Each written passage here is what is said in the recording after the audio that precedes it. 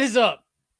How's everybody doing? I don't know what I'm doing tonight. We're just doing a random stream, including hot takes and a little bit of discussion about what is the worst film, New Mutants or Wonder Woman 1984. Welcome, everybody. Station. How's everybody doing? I've got a bottle of cheap champagne because it was still on sale. I got some shades on. They're not the official Teen Dog shades, but they are what they are. I am feeling loosey and goosey. We got some show and tell tonight. We got some fun stuff. I don't have Drew Plus right now. I don't have a live stream tomorrow. There's no Rock and Robbie live tomorrow. We took 2 weeks off, and I gave myself this break, this holiday break. And God damn it, whenever I give myself these breaks, I'm like, oh, I've been doing too much content, too much work. I got to slow down, slow up, and then revitalize, right? It always seems like after a few days, I'm just like, I'm bored. Let's go live. What's going on? We got Bob from Everything Comics here. Let me tell you something, y'all. So it was asked on the New Year's Eve stream when we started with Bueller. If you haven't checked out that stream, I know it's 6 hours. It's very intimidating. I will tell you this. In hour one, it's a conversation between me and Bueller, right? In hour five, it's Teen Dog Shades night. So an hour of Teen Dog Shades discussion with me and the excitable PCP crew. We got a guest that just popped in. Before we get to you, though, I do want to say that we are probably going to push the Best Comics of the Month live stream, which will next be on Everything Comics. Probably going to do that at the end of the month and cover January and most of December, because we did already cover King in Black, and I think that was really, really nice of Bueller to figure out. So what is up, everybody? Station. I got this. We're going to go ahead and bring in Mike. What's up, Mike? Oh, I hate it I hate that look. I like this look. How's it going? I'm not, by the way, Tacky, the Teen Dog Shades are not on. These are, in fact, not my official Teen Dog Shades. They are near, I'm sure, because, they're right here. These are the official Teen Dog Shades. Let's see if we can get that logo. Yeah. Mike was here for 5 hours. Almost 5 hours. You were for like 45 minutes you were driving, brother. Okay? So I don't know if that counts, but you were here for a long time. What'd you think about the Teen Dog Shades night? Was that your first Teen Dog Shades night? No, it wasn't. Was it? I mean, to be on the channel, yes. But it's not the first time I experienced that. I mean, we've talked about this stuff outside of the channel too. So we talked about that shit today, man. That we did. So that was kind of interesting. It was fun. I'm the one that posted the UFO story today and the PCP Army on the Facebook page. So, but yeah, I thought it was cool. It was interesting to see. I loved it. Mike, by the way, shows up to work earlier and he's like, hey man, did you see what I posted in the PCP Army? I was like, yeah, I've already seen that. It's old news to me, Mike. No, we had some good conversations today. Mike, they still had champagne on sale, so I bought another bottle. Heck yeah, I still got 2 outside. I can go grab one. I really like champagne. I still have to bring you the other things that you got my message about that, right? Yeah, I saw that. Okay. All right, I'm going to open this thing up in here.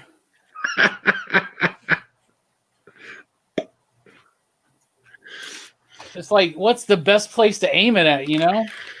Castle Grayskull. Oh, it hit the Iron Man figure, the one that's on card that you got me. Oh, cool. Yeah, I need to open that. I don't like to open the retro style cards, man. I hate it. If you want, I'll bring you mine if you want to mess around with it. But it makes me want to get another fucking Daredevil. You know, the armored Daredevil? I know if Bob's still in here, he knows what I'm talking about. The armored Daredevil. I got that figure on card. I want to open it, but I kind of like it on card. Anyway. Will J Strick show up today? Nah. He is my fave. He cracks me up. Mark, probably not. In order to get J Strick on here, I would have to have let him known. He's not on socials with us, so he didn't see what had happened in the PCP Army literally right before the stream happened. I think Mike was probably laughing to himself because he could probably see what was happening in the PCP Army and be like, it's not too long till Robbie just says fuck it and goes live. And I did. I thought you might not want. I thought you might just keep it as on live stream, but I just finished New Mutants, so that's why I made that post. All right. Well, here's my first hot take then. Wonder Woman 84 is better than New Mutants. Mike, why do you disagree? Because I mean, did you read the first 28 issues of New Mutants? No, I've never read them, man. Yeah, see, that's why you don't like the movie. You read like if you read the first 28 issues of that New Mutants run, like you actually really love this movie. It's why I was there's a lot of elements in that that they took from those early issues. I'm more of a fan of the early New Mutants than I am as much as I love Cable. I guess I'm more of an X-Force fan than a Cable New Mutants fan because it was only like 10 issues of Cable and New Mutants. So, but like, no, I love that whole. Danny Moonstar is one of my favorite characters. So, like, it was. Well, it was I got nice. a question then because I never read that stuff. Right? So, Yeah. is there a relationship between Danny and Rain in the comic books? No, that was something new that was added. By the way, we may slightly spoil New Mutants, but it came out in like what, August? So came out the same day Bill and Ted Face the Music did. I think I made the wise choice. I just found, dude, first of all, Mike is a little bit of the PCP gatekeeper. He is that guy that's like, well, you didn't read the fucking Bill Sienkiewicz.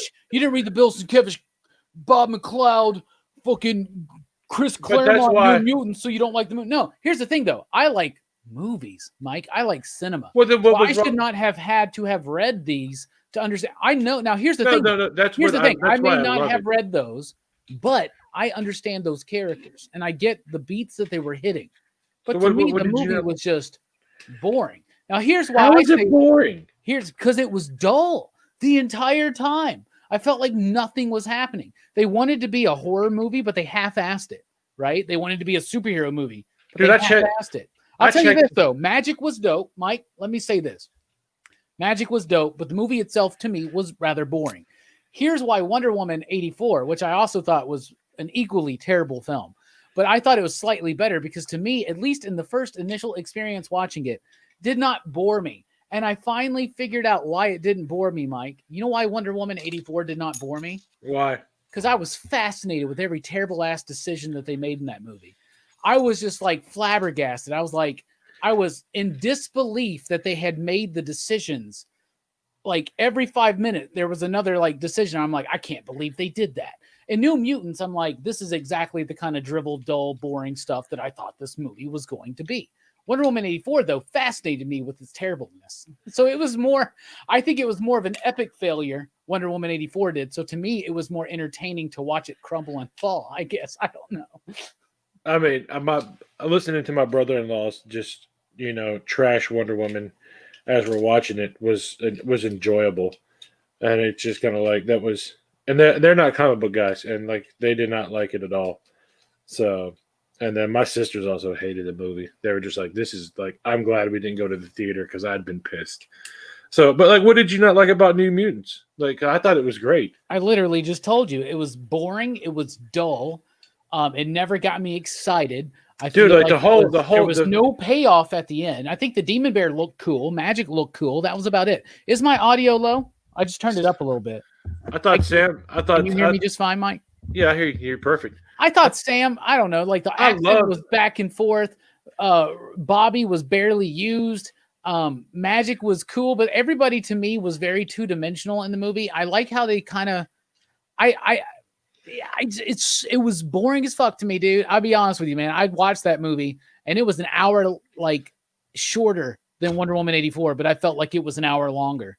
See, like I didn't, like I had to stop and field the question for the shop, and I paused the movie and I'm like, man, like, and then realized like I was 3/4 of the way through it, and I was just like, man, it feels like I just started this damn thing. So that whole opening scene like get you with the rush of everything of like because of the panic and like Danny says, it's like, what's going on? What's happening? And like, yeah, because that's what we're feeling. Like, I don't know what's going on. What's happening? The character doesn't know what's happening. And it's just like, you just hear this noise of destruction. And it's just, and it just hooks you right in and gets you going. So Nah, that's the way that I felt it. it didn't work for me. Here's the thing though. I watched Wonder Woman 84 one day. And the next day I watched Tenet. And then the next day I watched New Mutants. See, I think you might be still riding high off that Tenet cloud. Bruh, let me tell you something. I have studied Tenet like crazy. And here's my next hot take. If you didn't love Tenet, you just didn't get it. You just didn't get it. It's a movie that's going to take a lot of people literally probably 3 or 4 times to watch it to fully appreciate it. Well, I mean, that was the same way with Inception. Unless they do the work themselves. There's a lot of shit. I want to do a movie night for Tenet. Like, we don't have it on schedule for Friday nights, but maybe just one night randomly we'll do one because I really want to just get in depth about Tenet. Like, that movie to me has got layers upon layers upon layers, and everything that I had a problem with after my initial viewing changed after the second time I watched it and changed after the more I thought about it and actually found out even more stuff. Anyway, you haven't seen it yet, so. No, not yet. It's probably watch it next. But no, that was I still like New Mutants. I think if you're an X-Men fan or especially a New Mutants fan, you'll really enjoy it. So, and I wasn't trying to be a gatekeeper of like you. I'm saying that's why I really liked the movie was because of me reading those issues. So that's why I enjoyed it. I got you. All right. So there's that.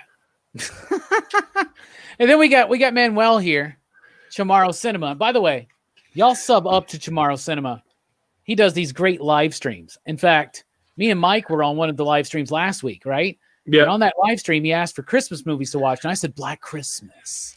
And he watched it and he reviewed it on his newest one. I checked it out on the replay. So y'all definitely sub up. He'll be joining us on the channel soon. I have some announcements. I actually have some dates on some Rock and Robbie live conversations.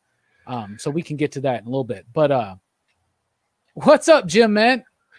What's up with all the cryptic quotes lately? Jim, those quotes were all lines from the Pat Benatar song Invincible, which was the theme of the movie The Legend of Billie Jean. It's a cheesy, awesome 80s song that encapsulates to me the goals and motivation for PCP in 2021. So that's why I was putting up all the cryptic quotes. They were actually Pat Benatar quotes. I knew that was going to happen, though. I was like, I set that shit up all in one day. And I set up all these different posts to pop up in the PCP Army every day.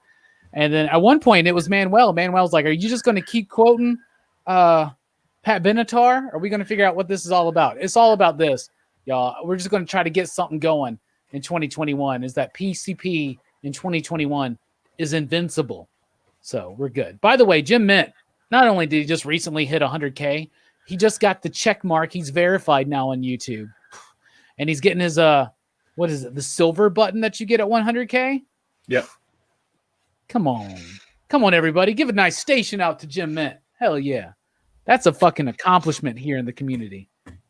That's fucking dope. Hey, man. Anyway, you hit 10K. Jim is with you. He thinks that, yeah, we hope to hit 10K this year. Jim is with you, Mike. He thinks New Mutants is better than Wonder Woman 84. I just think Wonder Woman 84 is better. I think they're both bad movies. I think Wonder Woman 84 is better because, like I said, it fascinated me how bad it actually was. And some of the choices, and we're not going to spoil anything, but the choices made in Wonder Woman 84 by the writing, by the directing, by the producers, it flabbergasts me. I can't think of a movie that has so many questionable fucking choices in it. One of the things too that's not spoiling, but if they were to do a New Mutants sequel, like you get a Hellion story automatically. Well, first of all, they ain't going to do that because if they did do it, those guys are like 10 years older now. Yes, I would. Now I'll tell you this: if they do, obviously they're using some of these characters in the next movies. I say forget all of them except for Magic. Use that same actor as Magic. She was amazing. She was fine. She was great. She's a bit one-dimensional at first, and they open it up. I get it, and that's cool. But like, she was great, and she looked the part. She felt the part. Man, I like Sam. I like man. I thought that Cannonball and Sunspot. I thought you. were I pretty think spot on. you like that dude because he plays Jonathan in Stranger Things, and I think you have a connection to that character. Okay, To Jonathan. yeah, on a personal level, I think you have a connection to that character. So I think that I think that you're being very forgiving of his terrible ass, inconsistent accent. Sometimes it was so over the top Kentucky, right? And then sometimes it was like, wait, was it there? I don't know. Yeah, And but they like were I can let stuff like that vague, so vague, so freaking vague about his power set. I did like the Buffy reference. If you notice, they're watching the episode Hush. go. Yeah, I noticed. That was dope. Yeah, Fable says perfect casting for Magic. That lady, I can't remember her name, but she's in Queen's Gambit, which Jim Mint says he's giving it. He's watching it because New Mutants gave it. Yeah. I think both New Mutants and Wonder Woman 84 were bad. Unfortunately, we got some bad comic book movies this year. That's just the way it worked. That's just the way it panned out. You know, I can't really think of. Hey, we got Chaos in here. We also set up a date with Chaos. I think it's February 4th. I'll go through the dates later. I cannot see when I wear these fucking shades. Just by the way, I can't see shit. Demon Bear and Magic were the only good parts. I agree with you, Chaos. I really, really do. And I still think it was a little bit unclear towards the end. Or maybe I was just fucking over it. The only thing I really wish I could. I'm not saying when I say Wonder Woman 84 is better than New Mutants, I'm not saying Wonder Woman 84 is a good movie. I think it's a terrible movie. So one of the things too that I found funny. I misquoted him. Yeah, I did. Watching Queen's Gambit made me give New Mutants a chance. You're right. It's the opposite. My bad, brother. So here's I don't know if I'll be able to show this or not. So I was looking through Netflix earlier, and I love what they did with the cover for Pinky Blinders. Is like if you want to watch Peaky Blinders, there she is. Is that the Giovanni Ribisi show? That's the one with Cillian Murphy. Cillian Murphy. Yeah. Okay, yeah, okay. But I'm saying she's only in it for in season 5, for 4 or 5 episodes, and there she is, on the thumbnail, to make you watch this show. And because she's so hot, right? She's in New Mutants. She's in Queen's Gambit. Everybody loves Queen's Gambit. So it's like, oh, she's in this show. Let's watch it. And you're going to be really disappointed. So Bob says they completely dropped the ball on Cannonball. I mean, I like what they did with Cannonball because he was still learning how to use his powers, and we really didn't know what he was trying to do. God, I hate these cliche ass Southern characters in these movies. You know, and I mean, they don't have much to work with. You know, if you look at the source material, I like Chris Claremont enough. You know, he's a little condescending as fuck sometimes, to be honest with you. But for the most part, my interactions with Chris have been great. You know, there was just one moment that really got under my skin. I was there, young man. I was there, young man. I was like, but you're full of shit, Chris. You're full of shit, and I am too nice of a guy to call you out on it in front of all your fucking fans. But anyway. Sometimes you just got to be a dick, man. Comics Misexplained says, my wife said Captain Marvel is better than Wonder Woman 84, and I was like, damn, you're right. I actually like Captain Marvel. So do I. I think most people that have a problem with Captain Marvel have a problem with Brie Larson. Aside from that, I love the 90s nostalgia. I loved her dynamic with Samuel L. Jackson. I actually really liked that film. And I thought that they made Carol as Captain Marvel more compelling to me than the comic books ever have. Because Carol's an exciting character for me, but more so in the Warbird days. Do you know what I'm saying? And she's dealing with her alcohol, the alcohol. And the fight above. Yeah, I guess that's when she took on the moniker Miss Marvel again. The Bendis stuff, the Brian Reed stuff, right? That was decent. But I think Bendis actually did a good job with her picking up from the threads that Busiek left. See, that's why I think Bendis did better on his superhero work at Marvel when he was able to pick up on threads that other people left dangling. Warren Ellis's Thunderbolt run, right? There's a little bit of Jeff Johns. He added a little bit of stuff from the Jeff Johns run too. From the Avengers run. Yeah. Yeah, because he had to follow it immediately. So he had to. But what I'm saying is, like, for instance, Warren Ellis's Thunderbolts run, right? Which is great. That led into Dark Reign because of Bendis. Right. You get what I'm saying? So, like, he's great at taking other people's setups, like the setup of Ares by Jonathan Hickman in Secret Warriors. The Ares and Phobos are there, and the way he used that, and Sentry, and other things like that. Maybe that's one of the problems why his work so far at DC for me has faltered, because he hasn't really picked up so much on the thing. Well, just imagine, like, if he could pick something up off of Tinian, or him and Tiny, or him and Johns could actually, come together and work on something. So I keep hearing that she was the chicken, the young lady in Split, right? But I can't remember that's her. Like, I wasn't paying attention to her when I watched Split. You know what I'm saying? I was paying attention to what's his name? James McAvoy, who I think Split's an amazing film. I think it's the best M. Night Shyamalan film outside of Sixth Sense. I do think Sixth Sense is like one of the best horror films ever made. Now, who was in Split? I never saw it. The lady that played Magic. Anna Joy Taylor. Yeah. I think she's in Split. I'm with you, Chaos. We're gonna have a good conversation, Chaos, because I'm right there. I mean, Abel, I'm going to tell you this: don't watch 1984 because of anything that anybody says. Watch it yourself. Make your own mind up. Though I'll tell you what, I said the same thing to Jay Strick, and he told me today that he really wishes he just didn't watch it. Yeah, but we also told him that he could watch so many, like, get his money back by watching so many other great shows. But he's like, I want to watch Seinfeld. He still hasn't. I let him borrow my Seinfeld complete collection. Weird stretch, I know, right? Speaking of weird stretches, and I'm just looking at it, guess what's number one on the Netflix in the USA? Of course. Cobra Kai. I haven't watched it yet. It was nice that I got to talk to Strickland after you left. Well, do you remember when Strickland told me to just tell him, like, if I needed his password? Yeah. I did. I haven't heard shit yet. I sent him a message like maybe 2 hours ago, and I haven't heard back from him. Anybody wants to share their Netflix password with me so I can watch Cobra Kai? I'm not going to deny it. But, God, I want to watch Cobra Kai. It's one of the reasons why I went live, because, like, there's nothing else I want to fucking do but watch Cobra Kai right now. And I almost just did it again. I'm just like, fuck it, I'm just going to get a month of Netflix. There apparently are no more free trials. They don't do it anymore. Apparently they stopped that this year. But that's crazy. Yeah. I mean, I'm already paying for Amazon Prime, but that's mostly for free shipping. Oh, did you there's new season of the Grand Tour that just came out. I haven't watched any of that stuff. I've watched a little bit of Top Gear, right? That's what it's called? Yeah. It's just it's when they left Top Gear. And then okay, here's two more of my hot takes, because I did label this as a hot take edition. So here's two more of my hot takes. I agree with everything comics on that.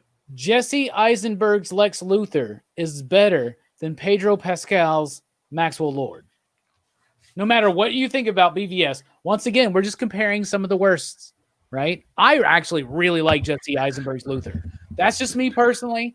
Maxwell Lord's one of my favorite characters. Lex Luthor's is obviously one of my all-time favorite characters, way more than Max Lord, but they wasted Max Lord. There are elements of the true Max Lord in the movie, but they are buried so deep, and they have been muddied by so many cooks in the kitchen, over-seasoned, that Max Lord is BS. Here's the other thing. Pedro Pascal is only good when he's wearing a mask.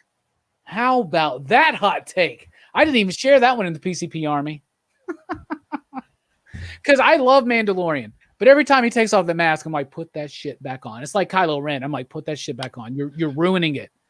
You're ruining. Stop trying to make Kylo Ren without a mask work. Stop trying to make the Mandalorian without a mask work. It's not going to happen. What do you think, Mike? Oh, I agree. I thought that was a really waste of Maxwell Lord's character, because he was just way over the top, and that's not a very Maxwell Lord trait. You grew up like me reading those Justice League books with him. Justice League of America. Jay Mathias, Keith Giffen, Kevin McGuire. That's my favorite run. Like, if I can find it real quick, That's my dude, and I want to read him in Justice League. So, like, that's what I'm doing. So it was just a little disappointing to see. I grabbed that one book and everything just starts falling over off this side desk. It's hilarious. But yeah, that was my whole thing. Maxwell Lord, I thought he was just a waste. He was wasted. So, but I liked Eisenberg, Luther. I did too. Before this. So, but then again, I also like BVS. So I get some people, me too. The extended cut, the Ultimate Edition, whatever. Like I know a lot of people have a problem with him because it's not they. A lot of people tell me that he's not playing Lex Luthor. But here's the thing. And I'm not trying to do a weird stretch or nothing. Weird stretch. But like I have read and studied so much about the character and personality of Lex Luthor in my life. Like, right? Oh, yeah, you can. There's so much you can. Jesse Eisenberg touched on so many actual true character moments, like the fine Lex Luthor, like his daddy issues, and if for lack of a better term, his problem with authority, his lack of respect for religion and God. All that was so perfectly nuanced and laid in there. And I'm like, I get it if you don't like his performance, that's fine. Maybe he was too young, maybe he was too flamboyant, that's fine. But then you're going to tell me that you love Gene Hackman's Lex Luthor? And let's be honest, the best Luthor we've ever had on screen, on the big screen, because the best Luthor we ever had was Michael Rosenbaum on Smallville, and it sucks because I don't think Smallville was a good show.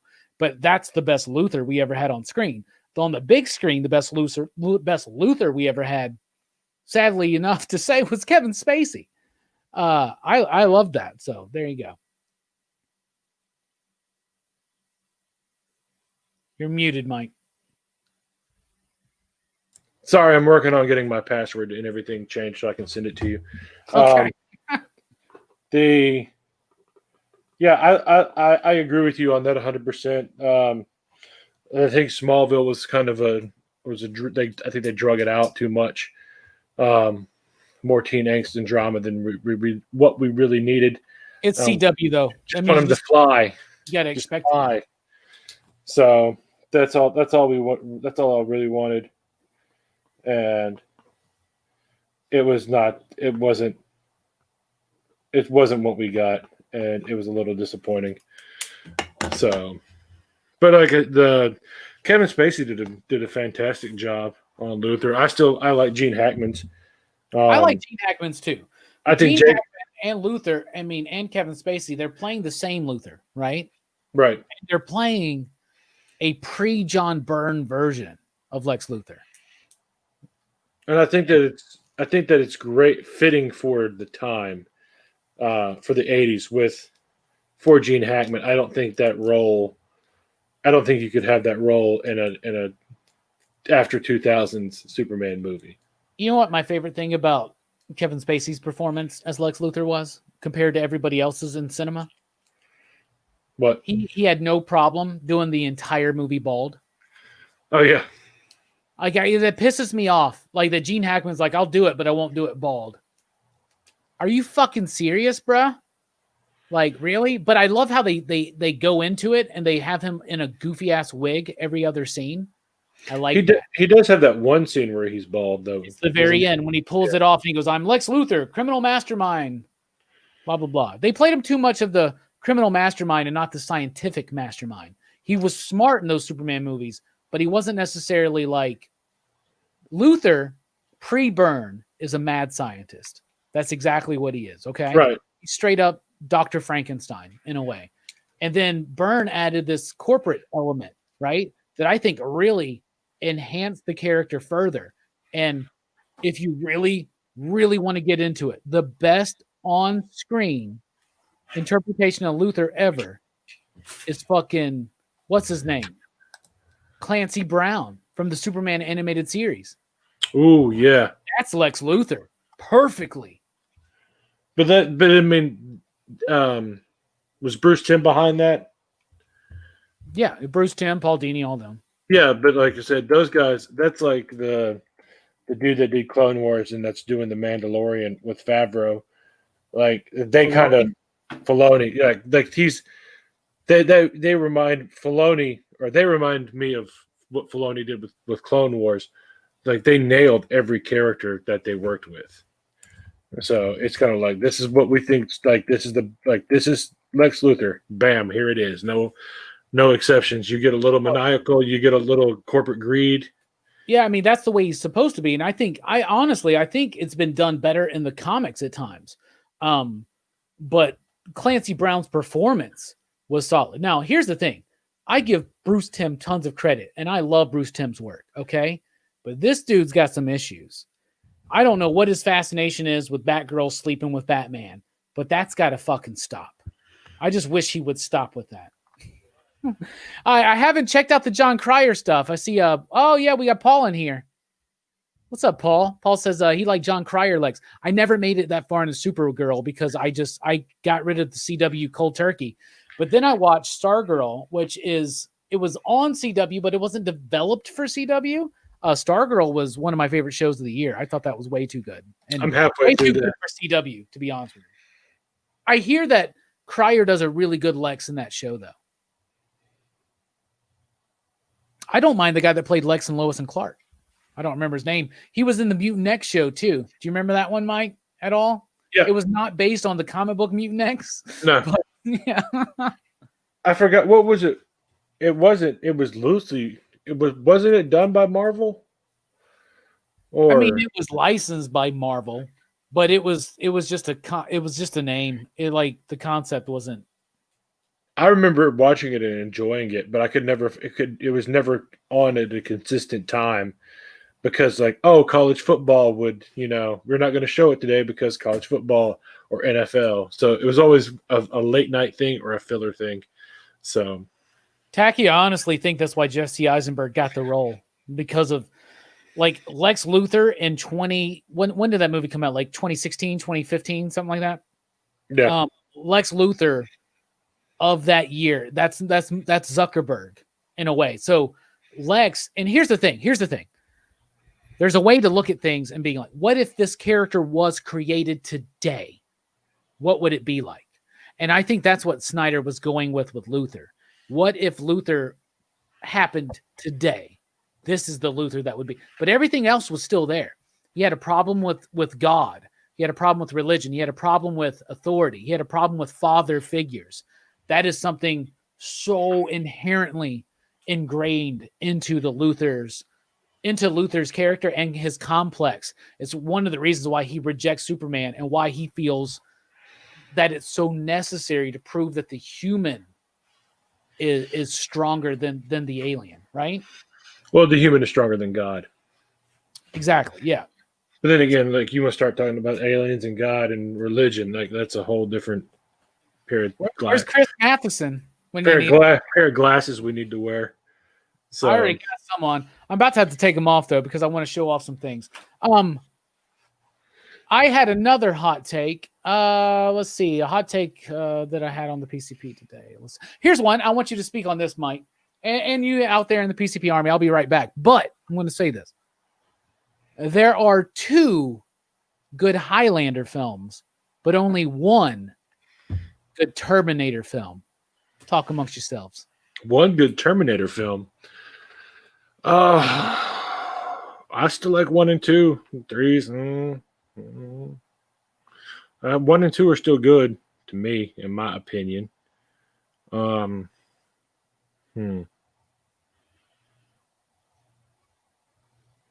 That's tough. Yeah, but 1 is still good too, Stefan. Like, here's the question: What one Terminator film am I talking about? And we're talking about Terminator 2. What 2 Highlander films am I talking about? 1 in Endgame. Well, then again, you might be talking 1 and 3 for Mario Van Peebles, but for most people, it's 1 in Endgame, the one where Connor and I do not like Endgame. I'll tell you that right now. But the wrestler Edge is in that one. So, oh man, is it 2 the director's cut and not the regular? You kind of got it there. It's not. the one Terminator film, you were right, is Terminator 2, I think. I think Terminator 1 is okay, right? Just okay. Highlander 1, obviously, classic masterpiece. But Highlander 2, the Renegade version, that's the one I'm speaking of. But I'm mostly trolling. Like, honestly, I think Terminator 1 and 2 are actually a better 1-2 punch than Highlander 1 and 2, even with the Renegade version. But still, Salvation is okay, but it's not good. Endgame was fun. I saw that with Andy in the theater. I watched it in the It theater. came out. I do not like Endgame. Really, did you watch the show at all? Bits and pieces, but I never got into it, man. But, like, that's I'm that guy that was like, Jelani posted this in the PCP Army not too long ago. He's like, what's the one franchise that should have never had a sequel? And I'm like, Highlander. It's literally in the tagline of the film. There can only be one. Yeah, true. But I was gonna say the series is actually really good when they start creating all this. I guess you said the Bible of everything and their lore and the mythos and everything that happens and the groups that find it and how you become it. And the introduction of the Watchers, the ones that know that they're immortals and and it's that group of that follows them. I mean, it's pretty cool. I'm trolling a little bit, Fable, but I honestly do think that the Renegade version of Highlander 2 is pretty solid. I think it's good. I think it's solid. It gets rid of the whole idea of the fucking planet and the aliens and all that shit. I really, really fucking like it. Now, here's something, Bueller. Is Roadhouse 2 better than Highlander 2, the Renegade version? That's the fucking question. Station, everybody, by the way. That's a tough call right there. I haven't seen Roadhouse 2, but I feel like I won't because it's insulting that they killed Dalton in between films, like off camera. So, fuck that. Pain doesn't hurt. Pain don't hurt. God, I want to revisit Roadhouse again. All right, I got some pickups. Let me show off while Mike's gone. We can do well. No, I was just I dropped some stuff, but you can always do a rewatch of the people that haven't seen it. Fable, that's easy to say. First of all, that's easy. But is Roadhouse 2 better than Highlander 2, the Renegade version? And if you haven't seen the Renegade version of Highlander 2, you really need to. All right, I got a comic I want to show off real quick, Mike. Okay. I don't know what the hell this is. Personality presents the new crew. I don't know. I don't know. It was in the dollar books. But look at that cover. Right? And then you ready for the back cover? Yeah. Oh my God. Yeah. I don't even know what the hell this is. Is that signed? It's the signature of the artist, but not for real. It's just the signature in the art. Next up, got that foil picture of Dorian Gray. Look at that. That's by Anand RK, I believe. The guy that did Blue and Green, my comic book of the year. And I should have opened these already. Who likes Jack Kirby in here? Throw a station out. Station. I think I got all of Captain Victory here, y'all. Look at that. Pacific Comics. I think this is Captain Victory 1 through 8. There's more than 8. I don't know. It goes a while. There's 11. How far does this go? I think it goes through. I got 13 issues and a special. Maybe I don't have every single one of them. I think I do, though. But I got the Captain Victory. So, hell yeah. Station for Kirby. I also plan on talking a little bit about Future State tonight. And I got some toys to show off. And Mike knows the toys I'm about to show off. Look at all these people out there for Kirby. I was going to say, I picked that up. First Booster Gold. And then this came today. Show that off again, buddy. Nice. There you go. So I picked these up today. First Booster Gold, first War Machine. Because I saw that the Death of Tony Stark cover came back into making its rounds again, and that was one of the first Iron Man issues that I remember reading. I love that. I And love that. You know my thoughts on that. And I'm missing 283, but like that's like there it is. That's all of it right there. So a fantastic fucking run. Tony faces death, and Rhodes has to become War Machine, and then he's piloting the Iron Man armor remotely. That's some great stuff, man. This is one of my favorite issues.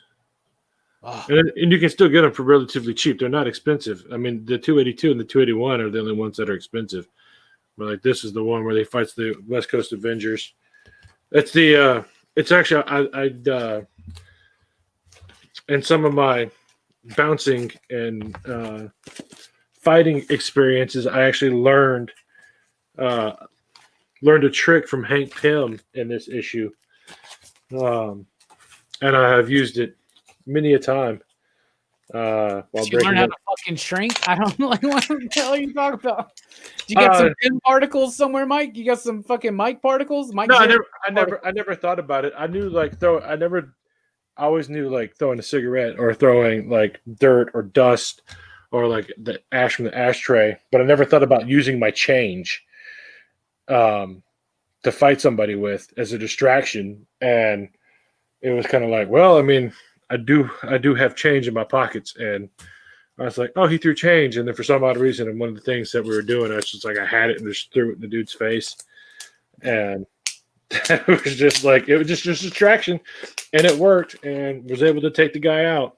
So, and I want to thank everybody in the PCP Army for joining us here tonight on this random ass Saturday night stream. SADURTAY. Hey.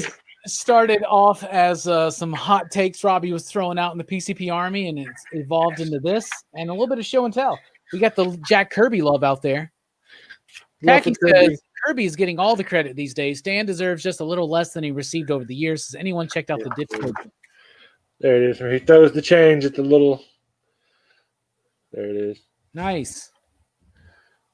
I like it. Shrunk the War Machine. I'm excited to read this Captain Victory shit. I've read bits and pieces of it. I have an issue number 1 somewhere else, and somebody mentioned I have to get a clear backing board for that, and I think you're right. I mean, I don't even know what the hell it's probably just like, what is even this? What is this even? You know what I'm saying? It's probably not even a comic book. It's probably like interviews or something. No, it's a comic book type thing. Oh, I thought someone was shooting guns. That's fireworks. They still doing it. Pop, pop, pop. That's kind of like the history of Star Trek. Maybe something like that. Kind of like it's like those rock and roll comics. You know what I'm saying? Yeah, but Star Trek wise. Look at Patrick Stewart as the king there or whatever. I don't know what the hell this is, to be honest with you. Is that supposed to be from Is this supposed to be from Excalibur? I don't know, man. In 1970, it's an actual, it's like a biography on Patrick Stewart. In 1979, Patrick Stewart won the Society of West End Theater Award for Best Supporting Actor for his performance as Enobarus in Antony and Cleopatra.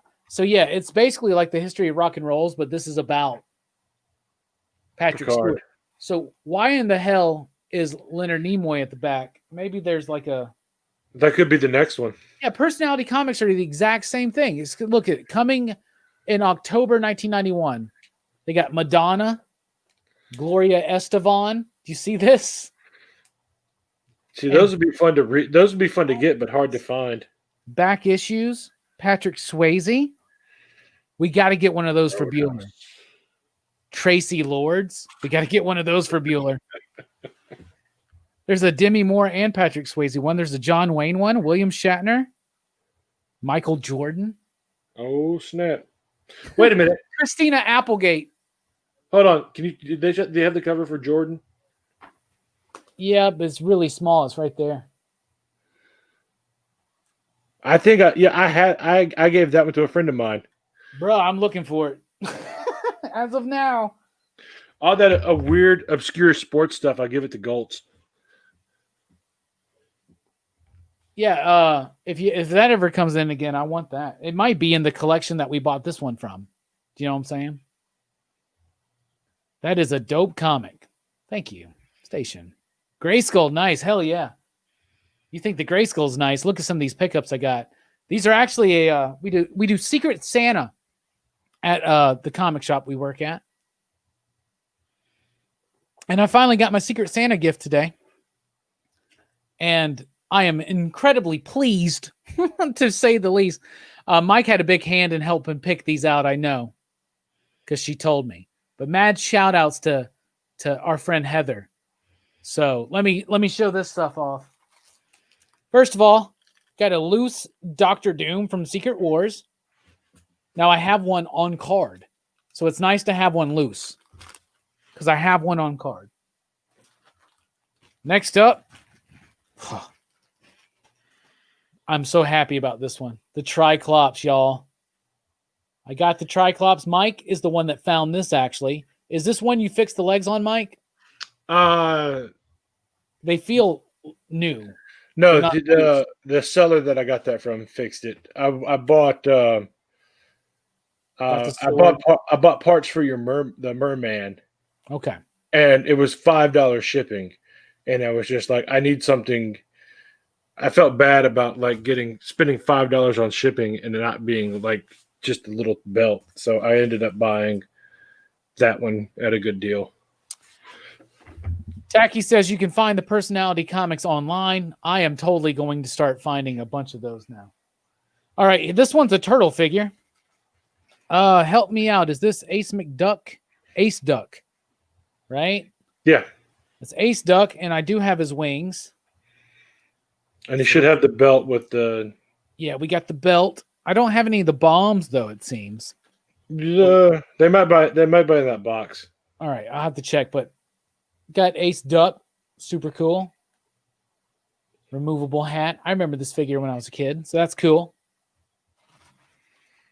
What we got here? Oh, look, there's a... I was about to put it up there if you can see it. Huh? Oh, hold on. Oh, nice. Nice. I mean, it's got Barry Bonds, but like Shaquille and Dennis Eckersley would be cool. Yeah, that's dope. Speaking of that merman, here's the merman right here. Yeah, it's the little bow tie that I needed off of him. That I picked up for $1.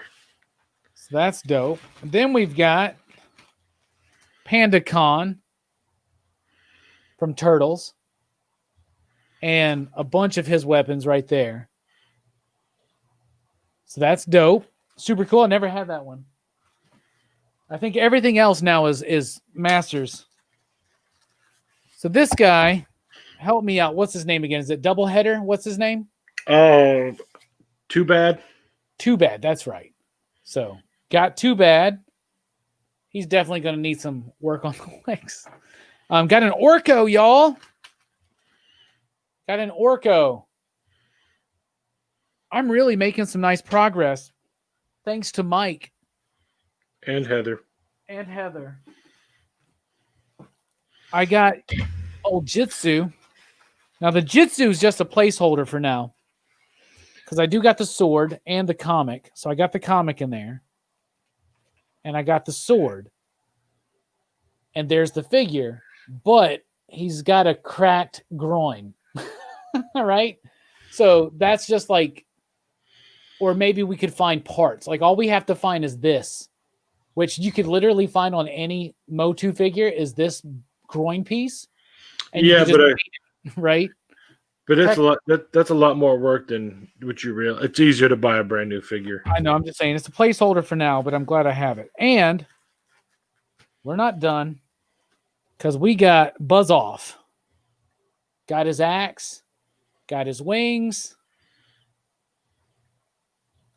And I never, ever had Buzz Off. And all my friends had him, but they never had this damn shit that goes on his head. So that's pretty freaking cool. So those are some of my new Motu pickups. And man, I have made some progress. One of my favorite things about this figure, I've never noticed this when I was a kid, but these wings, bro, there's like this Kirby mechanical design to them. Did you see that? Yeah, the cybernetics to it. Yeah, that's really fucking cool, man. That was one of my favorite figures that I had when I was a kid. Hold on, give me 1 second. Buzz off? Yeah. Dude, these are great. Mike, thank you for helping her pick these out for me. This is beyond exceptional as far as a Motu pickup. Like when I was trying to do those videos,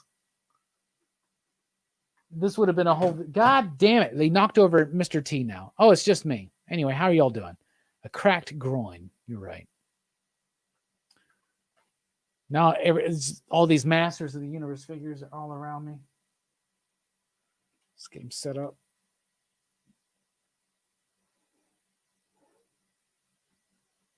Got to get the Mr. T back up there. Too bad. Old Jitsu, though.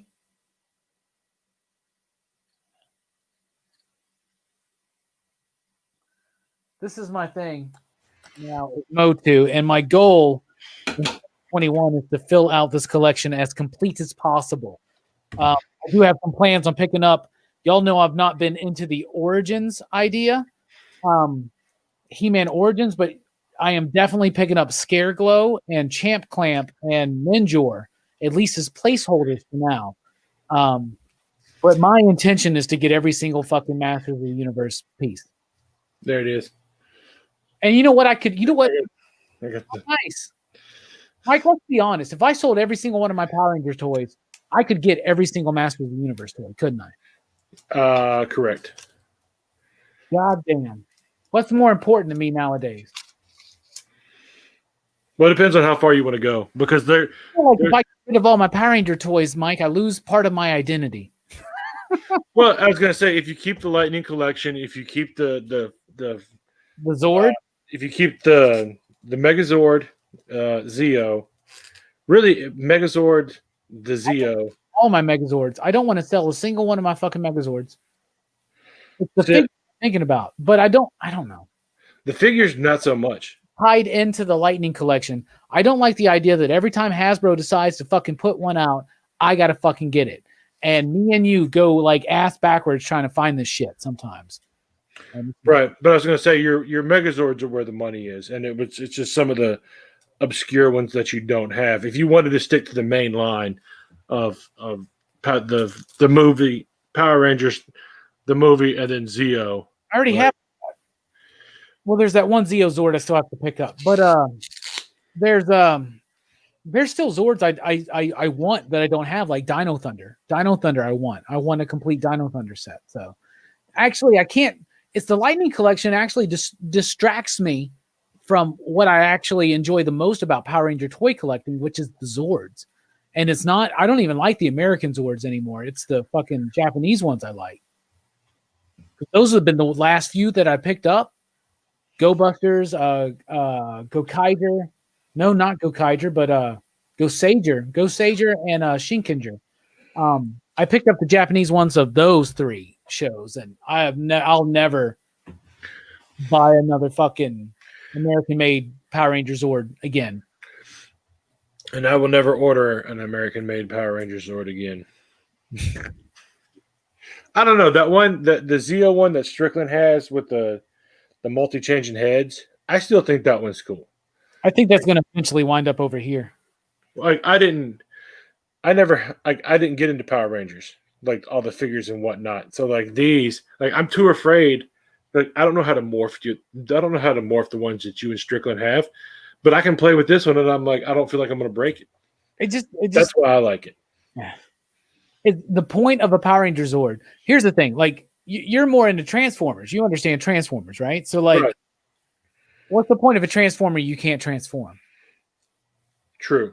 What's the point of a Power Ranger Zord that you can't morph? Well, it's like that reminds me. I can't remember the guy's name, but it doesn't matter. But he always wanted the Megatron, the G1 Megatron when he was a kid, and he bought it, and he came back like 2 days later, and he's like, "I need to return this," and it's like, "Why? What's up?" And it's just like, "I never had this when I was a kid. I really want it, but I know it's difficult and I don't want to break it because it's for $200. But can I get my money back? I'm like, yeah, man, here you go. Well, the thing is, I want that G1 Megatron. You know I do, right? Right. But like, it's not a good toy. No. Like, it's cool. It's nostalgic. You always wanted it when you were a kid, but it's not a good representation of Megatron. And the gun mode looks great, but the robot looks terrible. And Well, it's really complicated and breakable. It's just that the gun part between the arm, like if you do it too hard or too soft or not right, that breaks out. There's the plastic bolt in the chest that's required to turn, and if you get one that sits in an attic or a storage bin, and that plastic starts to dry rot, like it's only a matter of the one wrong fall, and it's just like, oh, like I got it right here displayed. Bam, this stuff, I hit the back of my car, it all falls, and Megatron's broken. So, and like, there's been several shows, so that's why I don't have it really displayed that much right now, is because it all fell. Because I had something up here, one of Strickland's, the Robocop that Strickland gave me, it just fell over and just dominoed all of that. So it's just been a frustrating display. Well, now that I got these new Motu figures, there's some other ones that we got ready, right? Like there's an Extendor that I'll be purchasing. Yeah. I'm excited about that. And some of those are not Terror Claw Skeletor, but he doesn't have his claws. We'll find them claws, goddammit. And then I need a lot of Hordak capes. I just need someone to give me a bunch of Hordak capes. If anybody out there just happens to have a bunch of Hordak capes, I need some. I've got the one. Yeah, I still want to get that one. I was upstairs today, by the way, at the Deep, and I saw we have a Thunder Punch He-Man up there. Do you remember that there's still one up? There's one up there.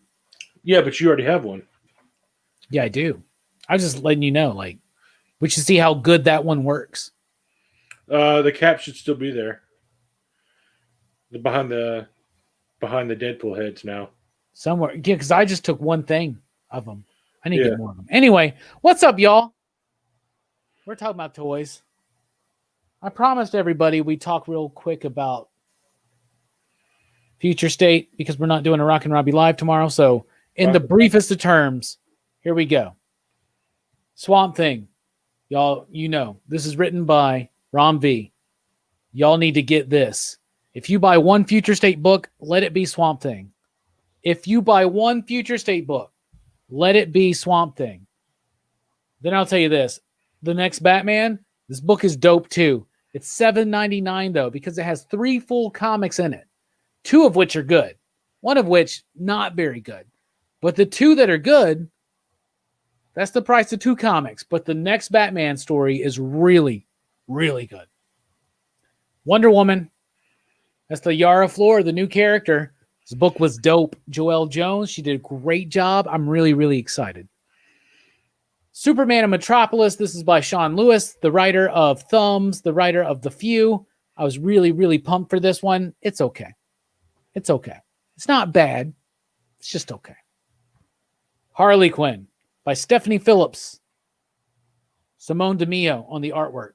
Yo, I fucking loved this Harley Quinn book. How many times you ever heard me say that, Mike? Not often. This Flash one. This one sucked. Did not like that one. I won't say it sucked on the weekly comic book review, but it sucked. Generation Shattered. Pretty decent. Mike, you might want to check this one out, especially being a Booster Gold fan. Well, I picked it up. I picked it up. Well, I actually started reading it. That's what I asked you the other day. I was like, what is this book?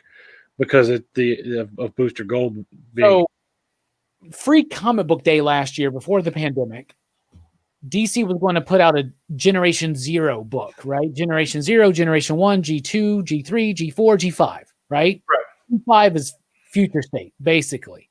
Though they do say that what was developed for 5G did kind of get converted to Future State, but not exactly. These are not Future State books that they truncated. These are just concepts maybe that people came up with that other creators are going with knowing that there's a limited amount of time to tell these stories. But in some instances, like the Wonder Woman story, that's going to continue. The Yara Flor Wonder Woman story is going to continue. She's got a CW show, and there's going to be a comic book. And I'm sure they're going to do something with the next Batman. But Generations Shattered was supposed to be, is basically the work that was started on those Generations one-shots that were combining elements from each generation of DC's history. That's what that is.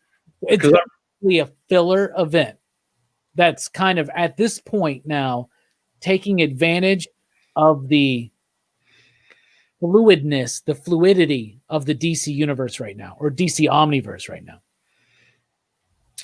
I just really dig that Booster Gold costume. Oh, the old school one? The black and gold. That's the final issue of Death Metal, by the way, right there. That comes out this week from DC. Really fucking good. And then The Dreaming comes out, but I haven't read that one yet. And then the last comic book I want to show off and talk about, before we get back to the hot takes, is this one. Hot takes. Creeps number 20. It was the Halloween issue. I'm going to check this one out, see what I think about it. Because that's a Richard Corbin cover, and we lost him, sadly, this year. So, but anybody that knows horror comics, they know Richard Corbin. So there you go. So that was my brief thoughts on Future State, but don't worry, weekly comic book review will be Tuesday. Lots of comics to talk about. That's what I'm going to do tomorrow is read those. Good, because we are going to be live Wednesday night for Talking Comics on Wednesday night. Talking Comics on New Comic Book Day. It's going to be a pretty much a regular show from this point forward. Regular show. Mike will be my guest this week. So we go live at 7:30. I reveal my top 10 comic books of the week. We chat a little bit. Then Mike joins us at 8 p.m. This is all Central Time. And we chat for about an hour about the new comics of the week. And this week we'll be talking a lot about Future State in a slightly spoilerish way. I'll try to do my best to keep it spoiler free. But, it's me. My favorite book this past week was Batman Annual. It was my pick of the week. It was a light week, but that was my favorite because of James Stokoe's artwork in particular. Can't give you the spoilers yet, Red Rick. Those books haven't officially come out, so I can't reveal anything that I read beforehand as a retailer or as a reviewer. They do. The companies frown on spoilers before release date, don't they, Mike? Yes, that's why I said I just really like that costume, and I can't really go into detail of what the costume is. Though a lot of people, their shops are not respecting these release dates. And so, like, some people have already gotten these. So we get them because we work there. So, yeah, Simone DeMille, these books were done earlier, but remember, Dan DiDio was fired, in May of this year. So, there were ideas, there were artists, there were contracts that they have to fulfill. So these were artists that were contracted to do this work already, but they just kind of changed the scope of it, is what they did. Anyway, back to the hot takes. What other hot takes were there? Oh, how about this one?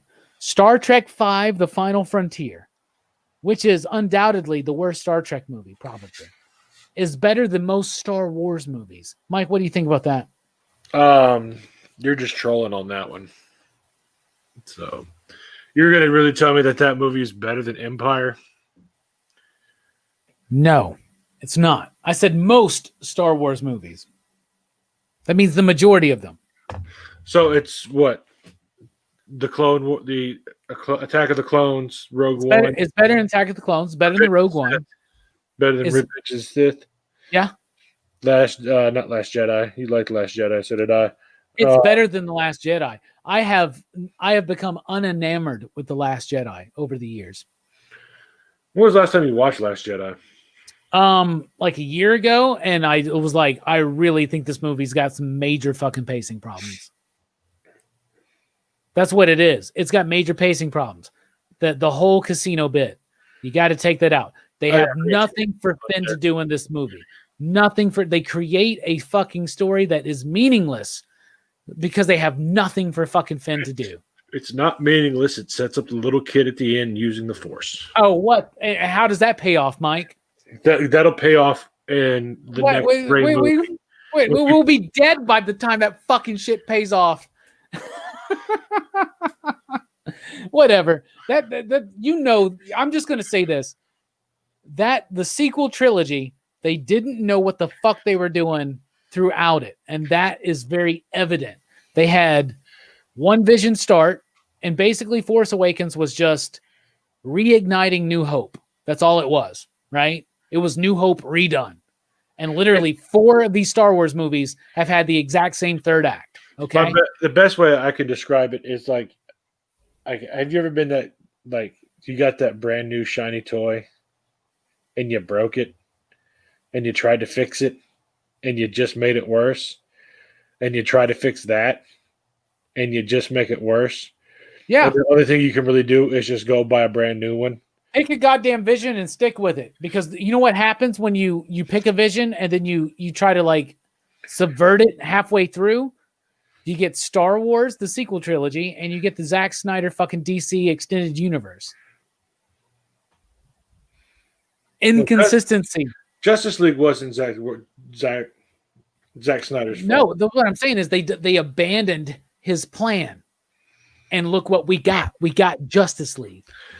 Well, I'm pumped. You know me. I'm pumped for Snyder's cut. Yeah, but they don't. Greed is what happened. Like, we know what happened with Justice League. It was greed. 2 executives. No, it wasn't greed. No, I mean, greed's a part. It's trying to appease the hate on online. But also, Justice League failed because of the greed. They wanted to push it back, to finish up the reshoots, to finalize it, to fine tune it, to make sure everything was right. Those 2 executives that made $10 million a piece said, "No, we want our $10 million. Like, it goes out on this date," and it went on to that date, and it tanked. I'm just gonna say this: but they still got their $10 million. Star Trek V: The Final Frontier, which I think is the worst Star Trek film. Okay. I don't know. Maybe Into Darkness might be, but let's not count the Kelvin verse. Star Trek V: The Final Frontier, to me, is better than Return of the Jedi. I think it's better than Rogue One. I think it's better than Phantom Menace. I think it's better than Force Awakens. I think it's better than Attack of the Clones. I think it's better than Last Jedi. I think it's better than Rise of Skywalker. That's 7 out of however many films. I think that's most of Star Wars films. So the ones I don't think it's better than are Empire, New Hope, Revenge of the Sith. Actually, I do take that back from earlier. I think Revenge of the Sith is better than Final Frontier. Yeah. And Solo. And I think those are my favorite Star Wars films. It's Empire, New Hope, Solo, Revenge of the Sith. Those are my favorites. And I put Last Jedi in there because I really like Last Jedi. I just have a problem rewatching it because it gets sidetracked, and throughout that entire trilogy, they just don't know what to do with characters like Finn and Poe or Phasma. They just don't know what the fuck to do with them, man. They really don't. They don't even know what to do with Rey, man. You know what to do with Kylo, and that's the best thread in the whole thing. It's the original is 3 people and 2 droids. This one was multiple people. Like, they tried to get it down with the 3, but it just didn't work. There was then one droid? Yeah. Yeah. But they had everybody, like, Rey's going over here, and these guys are going over here, but there's not. But Poe was doing his thing with Leia, and Finn was doing his thing with Rose, and it's just kind of like, no, you have to have like Finn, like 2 of them together palling around, and one of them doing a side mission, or vice versa. So now Mike doesn't respect any of my Star Wars opinions because I have only seen the first season all the way through of Clone Wars, and I haven't seen any of Rebels, so I'm not a true Star Wars fan. No, I'm saying is that you don't, but you're also, Jelani is unwilling to watch. You are at least willing to watch. I tried to start watching it, remember? But I'm trying to rewatch season 1 and it just got a little too dull. I should just go and pick up from season 2 when Cad Bane kidnaps or whatever, like I should just pick up from there. I hear that's where it gets really, really good. I like Clone Wars though. I think the art's fantastic. Jelani's problems with the art. That's a valid problem to have. If he doesn't like it aesthetically, it's not going to please him, Mike. You know what I'm saying? But it's also, is he thinking the first Clone Wars with that super anime style art, or is he thinking like the ones that they did based around the movie? It's true. It is. I do have a couple Star Wars books. I have a Yoda one. Yeah, I have a Yoda one somewhere. I've never read it, but I got a Yoda one. I mean, I can't talk. I don't have any right here. I don't.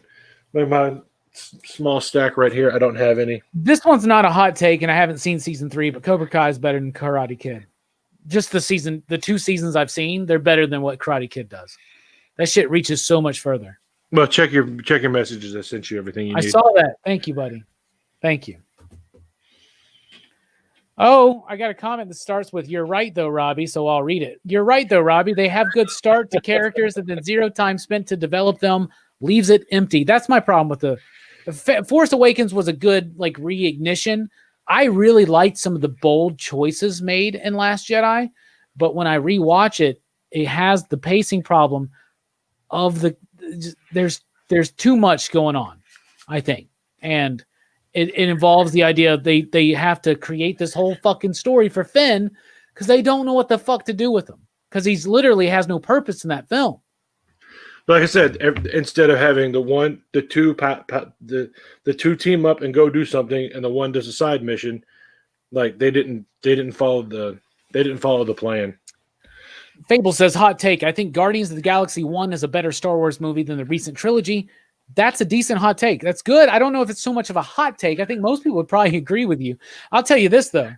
Here's a hot take, because we haven't even gotten Guardians of the Galaxy Part 3, but I'm going to tell you this already. Here's my hot take. Guardians of the Galaxy by James Gunn, the trilogy, will be a better trilogy than any Star Wars trilogy. You're not wrong. Here's the thing. I like Star Wars, and this is what I always try to tell people. I don't take it seriously. And people think I'm trying to shit on Star Wars. I don't. I love Star Wars. I love Star Wars, okay? But I am more of a Star Trek fan. I take Star Trek a little bit more seriously because I'm more invested in it. Star Wars to me has always been, I don't honestly think any of them are brilliant films except for Empire. And it's a brilliant film, and nostalgia ties into a lot of it. But I just think that even New Hope is you're not going to be surprised by that film if you're watching it for the first time. Do you get what I'm saying? But I understand its place in history, but it's just, they're not Blade Runner. They're not The Thing. They're not Citizen Kane. They're not Dazed and Confused. They're not, 2001: A Space Odyssey. I don't know. That's just me though. What do you think, Mike? How do they rate up there with true classic films? I think the original trilogy will rank. I don't think the other two will. I don't think either of the side movies will. There's no. When you look at classics, you also have to look at scenes that they have iconic scenes in them, but they're not top 100 all-time greatest movies ever. You're gonna get Star Wars and Empire. You'll get Star Wars and Empire. No, you won't get them in the top 100. Yeah, you'll get them in the top 100. No, you won't. You'll get them in. No, you won't, bro. In the history of fucking cinema, Sunset Boulevard is a better film than fucking that. Seven Samurai is a better film, bro. I can list you 100 movies pre-1950 that are better than Star Wars, man. Okay, right. I'm just going to tell you this: Star Wars significance is in fandom, merchandising, and special effects. No, there's sound mixing.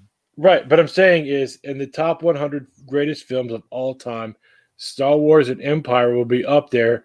None of the other ones will. They're also probably going to be somewhere between 60 and 100. Like Sunset Boulevard is easily top 20. Seven Samurai is easily top 5. Hell, top 3. Asphalt Jungle. Top Let's keep 20. going. Let's keep going. Pre 1950. Pre 1950. Let's keep going. Casablanca. Frankenstein. Top Bride of 20. Frankenstein. Top 50. Not in it. Fuck you. Bride of Frankenstein's better than Frankenstein, brother. You're out your goddamn mind. Nosferatu's a better film than Star Wars. I'm serious, man. Vampire. Fucking any other Kurosawa fucking film, you know, from that era. When did The Trial come out by Orson Welles and Anthony Perkins? When did that come out? That may have been post Psycho, so that doesn't count if we're talking about pre-50. All right, so we're talking pre-50. We're talking Gone with the Wind, The Wizard of Oz. Wizard of Oz is a better movie than any Star Wars film. It's a Wonderful Life. Is better than any Star Wars film. Yeah. Like all these movies I'm naming off are better than any Star Wars film that are pre-1950. Any of those Kafka films. It happened one night. The Grapes of Wrath. Grapes of Wrath, yes. Happened one night. We'll see. All's Quiet on the Western Front. Journey's End. All Quiet on the Western. All Quiet. Is that the one from like the one from like the 30s? Which one am I thinking? Which one am I thinking with Kirk Douglas? That's late. Stanley Kubrick. Yeah, you're thinking of That's what I'm thinking of. I can't remember the name. Spartacus? No, it's after Spartacus. It's the anti-war film. Oh, Dr. Strangelove. No, it's the what are you talking about? That. Let me look it up. Treasure of the Sierra Madre. It's a better film than any Star Wars film. Yeah. Maltese Falcon. Yes. Asphalt Jungle. Diabolique. It's a French film. Double Indemnity. Paths of Glory. Paths of Glory is what I'm thinking. Paths of Glory. I forget that's a Kubrick film. That's a Kubrick film? Yeah, if I'm not mistaken. I always think of I never think of that one. I know he did Full Metal Jacket, Barry Lyndon. It's 1957. It's one of his early ones. Gotcha. But it's an anti-war film talking about the horrors of war. Seven Seals better than any Star Wars movie. Hidden Fortress. Hidden Fortress is better. It is Star Wars. I mean, people are getting really mad. Probably some people are like, "God damn it! I've never seen these movies. They're in black and white. How are they better than Star Wars?" Double Indemnity. Oh, there's one. I said Double Indemnity. Here's one, Mike, that you didn't think of that you love. Streetcar Named Desire. That's 51. Ooh, doesn't count. King Kong, though, does. That's a good one. Birth of a Nation. You got to be a diehard, a super. You have to love film if you've watched that movie, because that's the first movie. Is that not the KKK one? That's yeah. I never watched that fucking shit. If Young Frankenstein was made back then, it feels like it was made back then. Snow White and the Seven Dwarfs. I agree with you, fanboy Russ. Philadelphia. All the Star Wars movies are better than any of the Transformers movies. Well, I haven't seen Bumblebee. I hear really good things about that one. Hey, what about Fantasia? Fantasia is better than any Star Wars film. Stagecoach. How about this then? Pinocchio. Pinocchio's better. Snow White and the Seven Dwarfs. It's not. Snow White is Pinocchio. No, it's not top 100. Sleeping Beauty. The Gold Rush. Alice in Wonderland, I think, was post 50. That was 60s. No, it's 50s, but it's post 50, I think. I have it right over there if I really need a weird stretch and fucking pull it out. Fucking Abbott Costello Meet Frankenstein is better than any Star Wars film. Sorry. Duck Soup. Is that the fucking Marx Brothers? Yeah. Yeah. Oh, shit. I'm sure we can find 100 movies pre-1950 that we think are better than Star Wars. How about fucking Howard Hawks? Yankee Doodle Dandy. Well, how about Bring It Up Baby? How about what the fuck is the one with Gene Kelly? An American in Paris? Isn't that him? Right? Yeah. What a weird way. City Metropolis. Yes, you got this one. Wuthering Heights. Metropolis 100%. Cabinet Dr. Caligari. An American in Paris was in 1951. Fucking missed it. The Cabinet Dr. Caligari for sure. There are silent films that are better than any Star Wars film. What was that?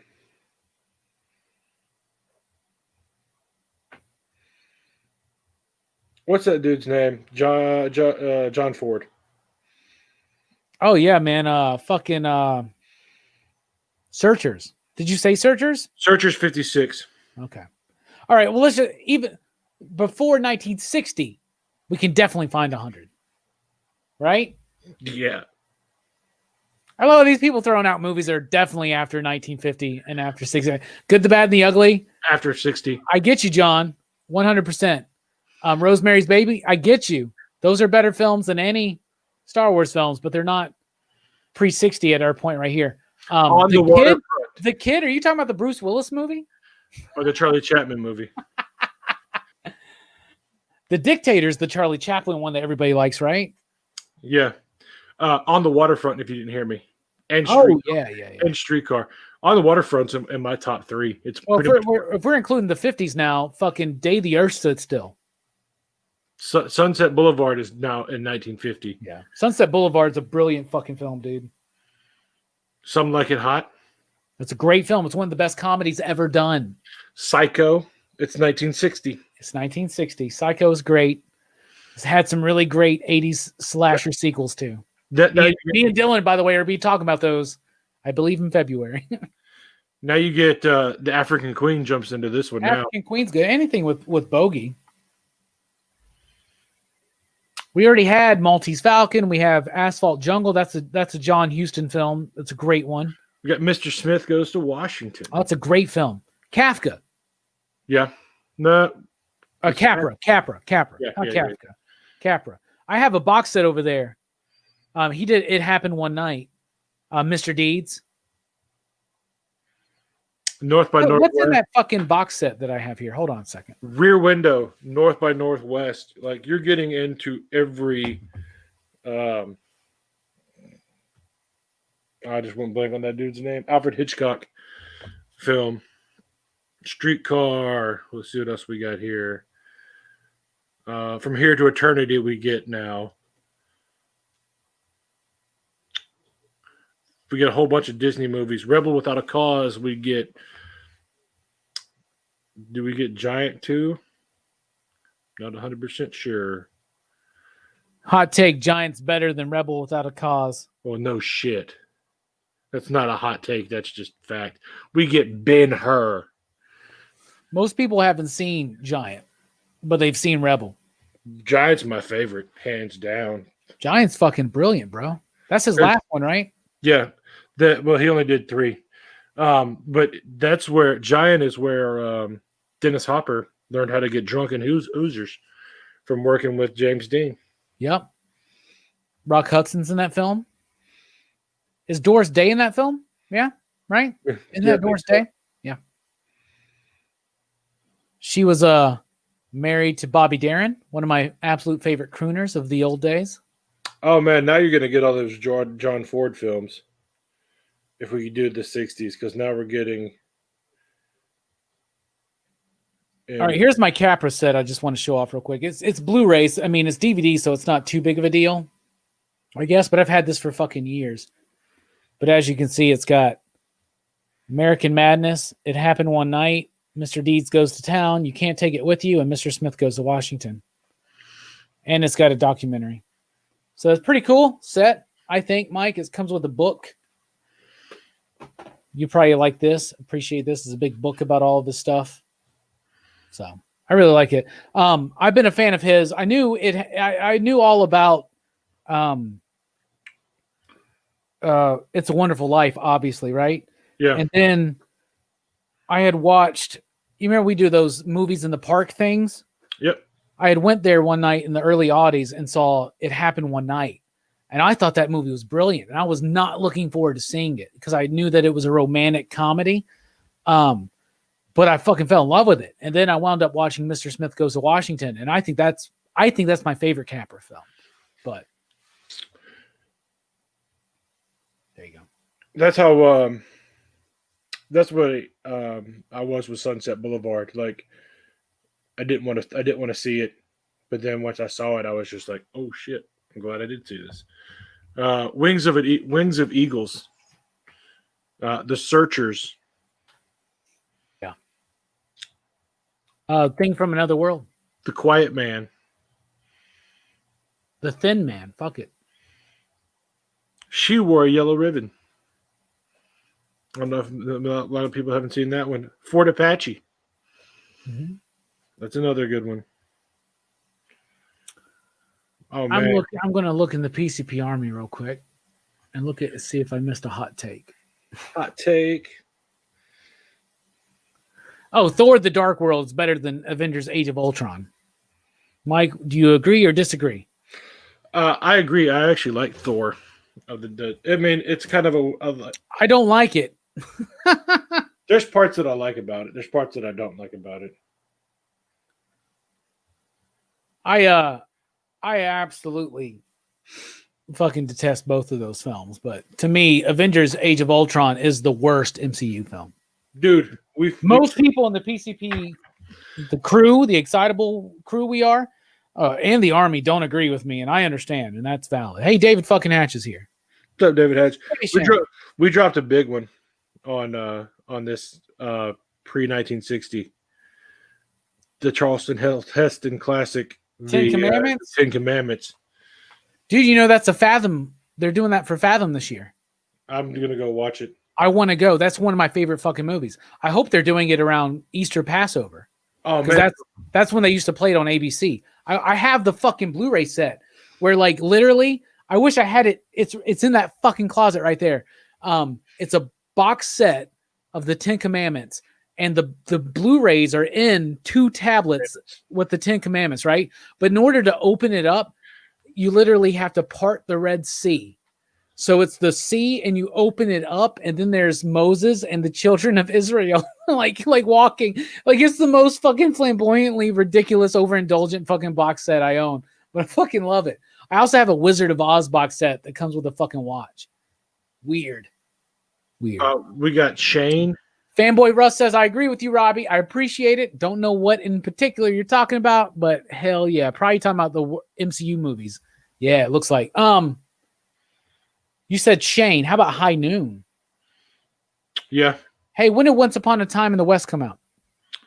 68. That's a little bit later. That's a spaghetti western. So those are all 65 and up. I thought that, for some reason, I thought that was the first spaghetti western. I thought that was before, like, isn't that before Good, the Bad, and the Ugly? Yeah, Good, the Bad, and the Ugly, and then we're like in the 70s, right? Fistful of Dollars, Fistful of Dynamite, or what is it? Die Sucker Die, or what the fuck? Fistful of Dynamite, or it's Run Sucker Run, I think. It's the other title. James Coburn. Duck Sucker Duck, right? Yeah. Okay. Fistful of Dynamite. That's what I call it. What is the...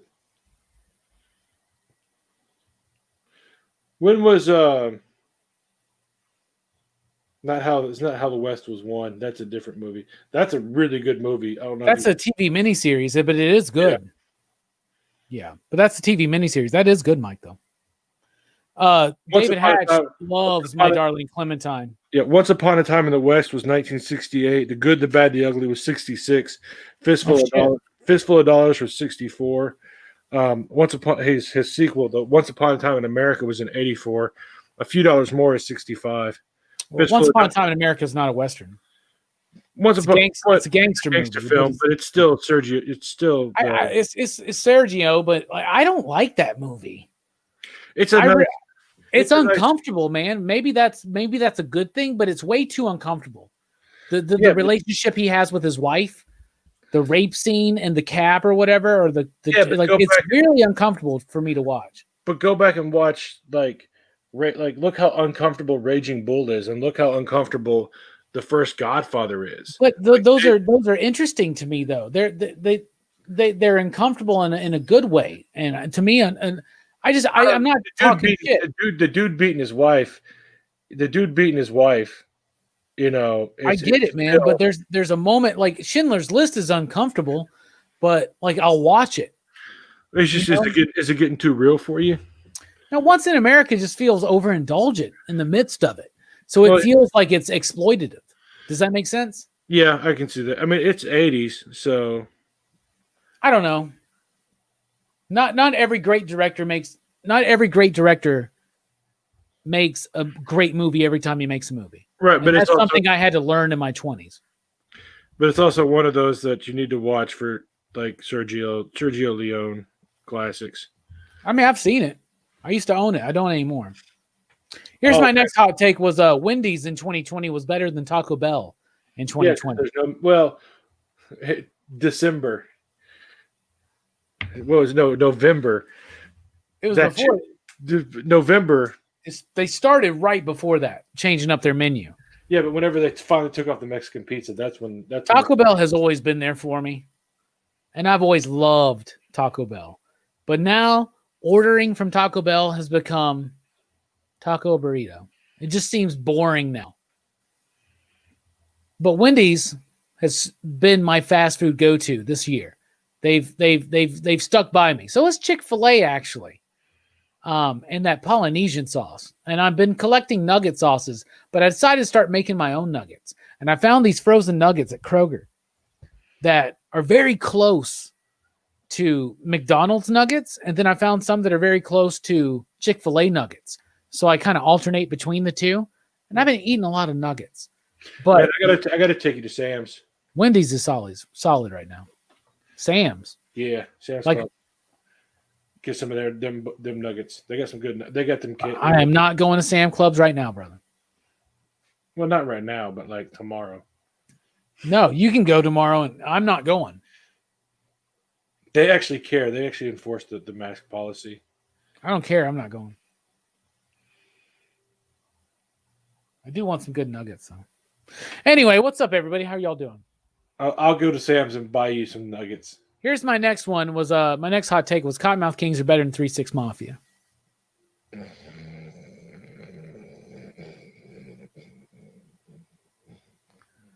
And I think that was it. Yeah, it seems like that was it. Yeah, that was your last hot take. I didn't want to bring it up. I don't like either of those bands. So I don't have a dog in that fight. This is a fucking weird stretch by goddamn Paul Edwards here. Paul, I love you, but what the Edwards. Fuck? I'd always taken Wendy's over Taco Bell because I'm not 20 anymore.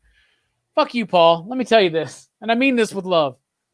Don't judge me for loving Taco Bell. Taco Bell's always been there for me. If I needed cheap food on a drunk night, they were there. When I went vegetarian and I wanted a fast food craving, they were there. Taco Bell, I'm no longer vegetarian. Taco Bell's always been there for me. What pisses me off is to take away menu items that literally you can still fucking make, like a 7-layer burrito. But to take away the tostadas, they've done that before. Dollar tostadas, that pisses me off personally. That's one of my favorite menu items ever. But the ultimate insult is when they got rid of the Mexican pizza. When they got rid of the Nacho Supreme and the triple layer nacho. So now if you want nachos, you got to get the Nacho Bel Grande. Fuck all that shit. But I will say this. Out of fast food burger joints, Wendy's has always been, to me, one of the best. Salute. I get the Dave's double, no ketchup. Today we had Five Guys, and I did something different, and I loved it. I got the cheeseburger with A1 sauce, grilled onions, grilled mushrooms, and jalapeno peppers, and green peppers, and it was delicious. Did you not try to get Whataburger? Not Whataburger, but Wahlburger? Oh, we didn't even think about it. It was Nate's. It was homie's day to get lunch, so go figure. He suggested that one. Let's just go to. It has been lately. I don't mind. It's solid. Yeah, I miss the fucking Mexican pizza, man. Bring it. At least let here's the thing. If you want to remove the Mexican pizza, at least let it be like the McRib. Let it come back every once in a while, right? Maybe this is part of their plan. Speaking of Taco Bell, have you seen the new Taco Bell commercial Of course not. with your boy Steve Oh Harrington? yes, the nacho fry commercial. Nacho fries, yes. Yes, that cracks me up. I love him so much. Steve Harrington. He got that. What's his real name? Oh my god, I always forget it. Steve Harrington. That's all that matters. God damn it. What's his actual fucking name? I'm looking it up. I know it, but what the fuck is it? Joe Carey. Joe Keery. Carey. Joe Keery. He was in a band. Yeah, that band. But I you know me. I love him. Arby's sucks. I tried Arby's like a few weeks ago, me and Jay Strick, and it was like fucking dry as shit. And they got rid of potato cakes. So as soon as they got rid of potato cakes, fuck Arby's. That's another fucked up thing that happened in 2020. I should have aired my grievances. Was that literally the only reason why I ever ate at Arby's disappeared. And my whole life, I could always count on if someone said, let's eat at Arby's. And I was like, I'd go, well, I gotta get some potato cakes, you know, and they're fucking gone. God damn it. Mike, who's on your Mount Rushmore of comic book creators? Kirby.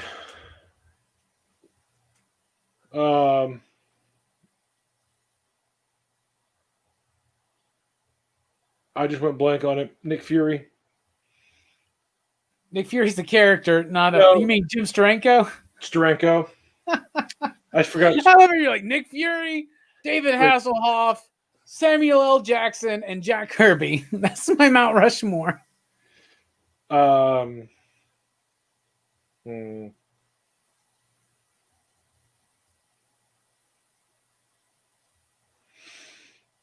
man, I'm going blank on his name now. Like you put me on the spot, so now I'm losing everything. What book? He is Joe Kubert. Nice. The three. All artists. Is this your artist, Mount Rushmore? Well, if you go back and look at the Marvel way of writing, the artists were more of writers than the writers. So correct. I have one in my head. I can't think of his name, but I'm getting him confused. What's yours while I look? Hold on. I'm confused. What are we doing now? Are we doing artists, writers, or overall creators? I was just doing all overall creators. Overall creators. Jack Kirby. Will Eisner. Wally Wood. And I got to give it the fourth spot to Stan Lee. There's no way around it. If we're doing overall, but Will Eisner, Jack Kirby, Wally Wood, and I don't know. There's so many. Alex Toth, Bill Everett. Ugh, that's tough when you get to the old school. John Buscema, John Romita, but you got to give it to Kirby's. Got to be on there. Eisner has to be on there. Lee has to be on there. The fourth spot can kind of rotate between some of those others, but I would give it to Wally Wood right now. Maybe I hesitate to put somebody like a Frank Miller or an Alan Moore at that level right now. No, I wouldn't. But if somebody asked me my Rushmore of comic book writers, it's Morrison, Moore, Gaiman, and Ellis, right? And if someone asked me my 4 artists, it would be Kirby, Mignola, Francavilla, and Byrne. Take out Francavilla and put in Paul Pope, and you'd have mine. Well, John Buscema belongs on there too, though. Yeah. Oh, because I love his work. Jack Cole is who I was thinking of. Okay. I liked a lot of his stuff. He's the guy that created Plastic Man. I was about to say that's the Plastic Man guy. Yeah. Yeah.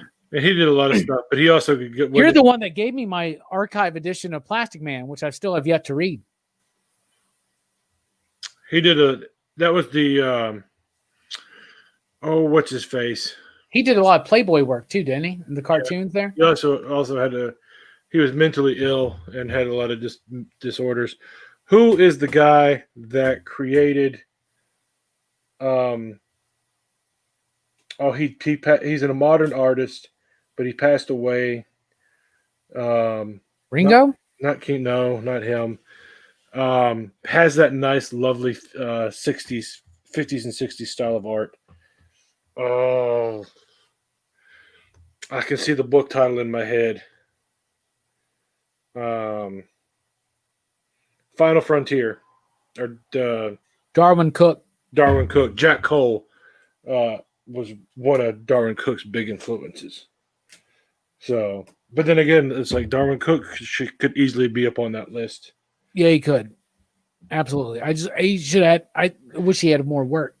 All right, we got some people coming in. Stanley, Kirby, Bendis, Moore. Bendis on your Rushmore? Tacky. Interesting and bold and daring choice. I applaud you for that. That is truly a hot take. To put Bendis up there with Moore, Kirby, and Lee, right? All right. Redrick says, Artist Rushmore, McFarlane. Is this Travis Moore, Trad Moore, or Terry Moore? Johnson, Kirby, Ramita, Steranko. Steve Ditko for artists. As far as writers go, David Hatch says, remove Ellis, insert Gardner Fox. Stefan loves Frank Quitely, hell yeah. Billy likes Chuck Dixon. I love Chuck Dixon in the 90s. Everybody likes some Dixon in the 90s. Jay Nunez says Kirby, Bastima, Ramita, Mobius, and Jim Lee. That's a really, really great list. Stuart Amonin is a fantastic artist. J.H. Williams is a great artist, yes. I don't know. I'd have to throw. Jeff Lemire, I wouldn't put in my Rushmore because in my Rushmore, I'm talking about of all time, and I got to talk about the contribution to comic books as a medium. And so Jeff Lemire's not there yet. Jeff Lemire is standing on the shoulders of the giants that would make up my Mount Rushmore, if that makes sense. Which to me of writers would be Alan Moore, Neil Gaiman, Grant Morrison above all, and Warren Ellis. And I feel bad because like Luis and Walt Simonson need to be somewhere on here. Yeah, the problem is when you do a Mount Rushmore as a top 4, it's a little bit harder than a top 5. But whenever we ask each other our top 5s, we can always come up with 10 or 15 or 20. Narrowing it down really defines what you individually respond to. And that's what's interesting to see to me about people's different top 5s and their different Mount Rushmores is what they respond to. Do you get what I'm saying? Like you could tell when I say Alan Moore, fucking Grant Morrison, Neil Gaiman, and Warren Ellis, you can kind of get a piece of what I'm into. Do you know what I'm saying? And when I say Jack Kirby, Mike Mignola, Francisco Francavilla, and John Byrne, you can kind of get a little bit about what I'm into, you know?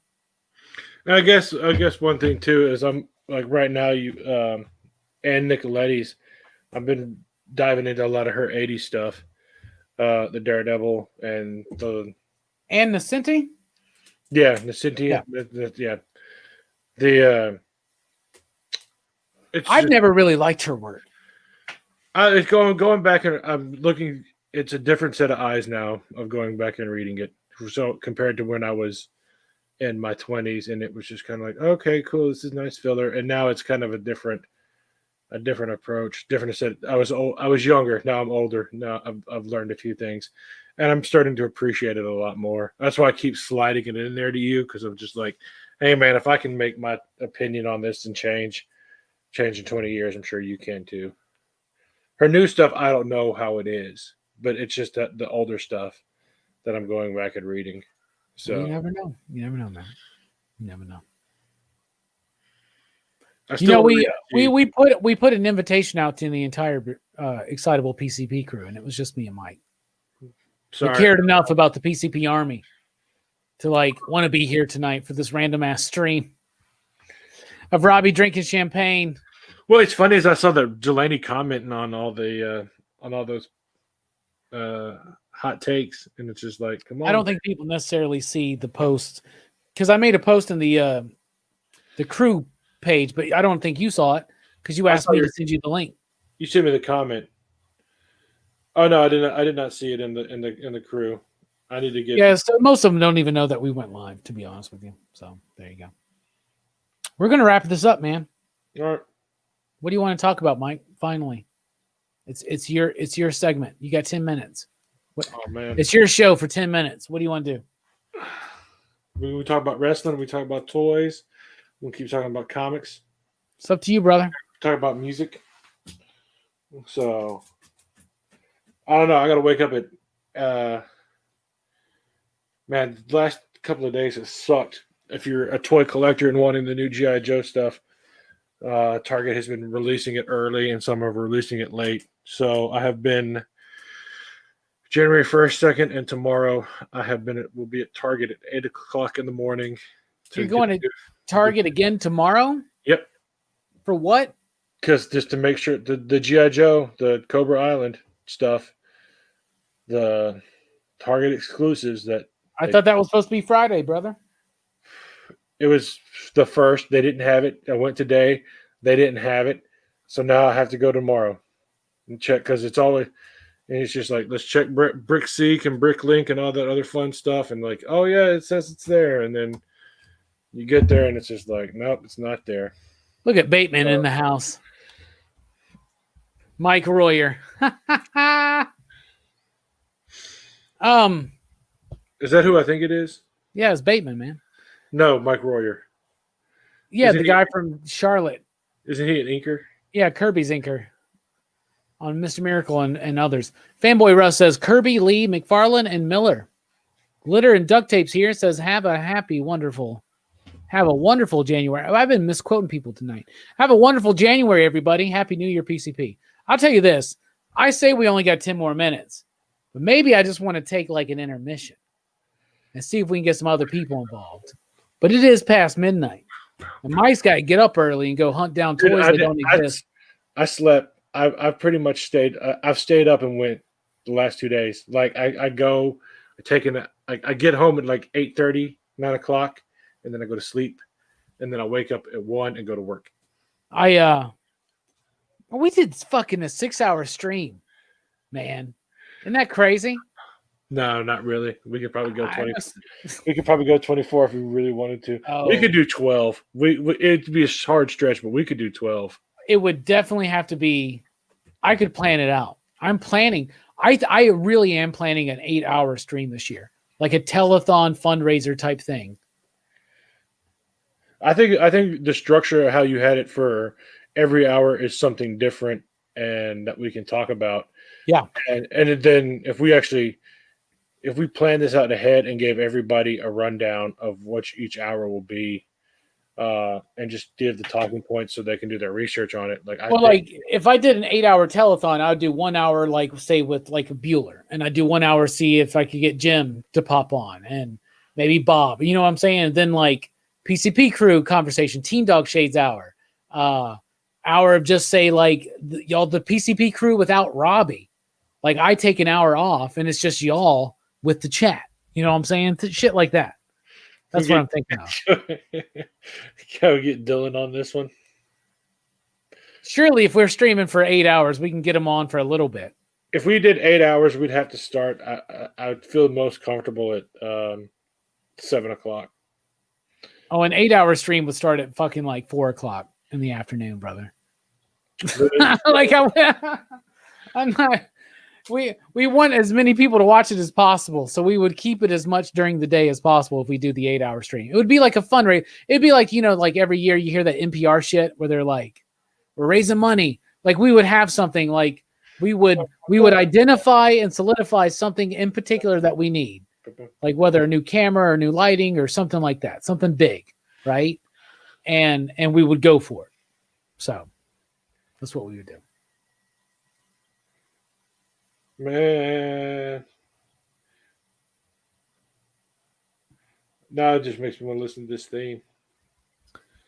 Can I do a top 20 books of the decade? Man, it's not on the table right now. That would be. I'd have to think about that. That'd be tough. I don't know if I have time to think about that right now. Is what I'm saying. I don't know if I have time to do that because I got some announcements to make. That's what we're doing. That's why I had to take off the fucking shades. All right. What we got here? Let me see. So I talked about how we were going to start doing the Rock and Robbie Live with the show again. And I got some announcements. So the first episode of that, we're still trying to work out. But I got some dates I can share with you. Let's see here. All right, Thursday. Most of these are on Thursday. Ready for this, Mike? January 28th at 8 p.m. Central Time, David Andry, writer of Resonant, will be with us on the channel. Thursday, February 25th at 8 p.m. Central Time, Joe Corallo will be joining us again on the channel to talk about the state of the comic book industry and the future. So that's cool. I got to talk to him on the phone about a few things. Yeah. And Jesus Christ, like I could, if you, now that I know that it's the day after my birthday, like I could come up with a million questions just to ask that dude, just to see. Because he knows so much. Next up. So, he's my favorite. Thursday, February 11th at 8 p.m. Central Time, we have Rich Duick here on the channel, writer of Sea of Sorrows, writer of Wailing Blade, writer of Gutter Magic, and writer of Road of Bones. So I'm very, very excited to chat with him. And then, let's see here. I haven't written all this out yet in one list. Thursday, January 21st at 8 p.m. Central Time, I'll be joined by Manuel, the Island Boy Manuel from Tomorrow Cinema will be joining us. And then there's one more date. Look up.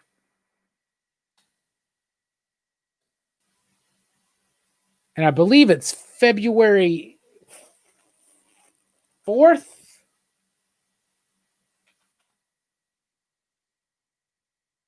Yeah, I think February 4th, which is a Thursday at 8 p.m., it's going to be me and Chaos and Comics. So you got those to look forward to. Those are confirmed coming up. Coming up on the channel, we got David Andry, Tomorrow Cinema, Chaos and Comics, Rich Duick, Joe Corallo, and we are now solidifying the date with John Lees, the writer of Mountainhead, Sink, and Hotel. I got a million questions to ask that dude too. Red Rick, the only way we're going to get the Todd Father on this show is if you guys somehow are able to make it brought to his attention that he needs to be here on PCP. He is not someone that I can just... The people that I get on the show are literally friends of mine. Do you get what I'm saying? Like, these are people I interact with in some form or fashion. So it's... You'll see me getting, in my opinion, some of the best indie creators right now. But if you want me to get someone that's not necessarily an indie creator like the Todd Father or a Donnie Cates or a Scott Snyder. By the way, I have Scott Snyder's email. I am a friend with him on Twitter. I have never gotten a response. And he's literally told me, yeah, just message me. We'll set something up. So shit like that is very hard to happen. But I see people that can do it. But I can try to make that happen. Which one? Todd Father. Or Scott Snyder. Either fucking or. I've been reaching out to Scott since I met him in Memphis in 2019, and he told me to reach out to him. Yeah, but he's also writing, and he's a little bit He's super busy, bro. You know how many messages he gets? Anyway. Yeah, Todd McFarlane, that one's actually really possible. I don't think you would be able to do it. I don't think you'd be able to do it live. I think you'd have to do it recorded. I don't care. It's very possible. We also have, because there's a line of questions. Y'all gotta let Todd know that he needs to be on this show, but in a non-spammy way. By the way, right? Todd's universe is here. Do not harass Todd. Todd is over here. We are down here. And do not let Todd know that I used to talk a lot of shit about him, because I'm not going to mention that if I have Todd on the channel. You know what I'm saying? Like, why even mention, like, I used to think you were a duty head. Why even say that, Mikey? Now you got Jelani questioning every fucking motive. He's giving Christmas gifts after Christmas to people that he didn't give Christmas gifts to. He's fucking apologizing for fucking shit. Like, you fucked him up, brother. I'm glad somebody could finally, breach through that wall and pierce Jelani's heart. Because Lord knows his friends of 20 years couldn't do it. Jesus. Call him a duty. I should have called him a duty head 10 years ago. I don't know how I would. I'm afraid that if Rob Liefeld was going to be on the show, I would drink too much and I would say something that I would regret. Why can't you draw feet? No, I wouldn't. There's an element inside of me that is a legitimate Rob Liefeld fan. Do you still wear the Levi's 501 button down flies? No, but I still love his Captain America shit, and I love his fucking Brigade and Bloodstrike. If you want to make McFarlane happen, we can push for that. I'm gonna have to tap into some things that are way back here. Here's the problem, though. Here's the thing. I've seen Todd do interviews with people here in the YouTube comic book community. And in most of these interviews, for instance, he's eating fucking lunch. That's awkward. That's not the kind of show I'm trying to produce. Do you get what I'm saying? And if he's eating lunch, then you eat lunch too. You're right. If like, he's going to eat, I should eat lunch too. We're eating lunch together. If he's going to eat lunch, we're having a lunch conversation. Right. That's how you do it. It's not awkward then. If I'm eating some fucking sushi, like, just know if Todd McFarlane agrees to be on the show, I'm going to have something ready so that if he's eating, I'm eating. And you had lunch with Todd McFarlane. And it's not some kind of weird power struggle. Do you know what I'm saying? Right. It would be awkward as fuck if I'm trying to, like, have a conversation with someone and they're literally like, I realize that I'm just fit into their lunch break. Do you get what I'm saying? Man, Todd's a busy dude. I think I'm a busy dude. Nothing on Todd McFarlane. Imagine trying to get an interview with The Rock. Oh, yeah. And how busy that dude is. I would do it, by the way. So if you guys want that to happen, you got to do it in a non-spammy way.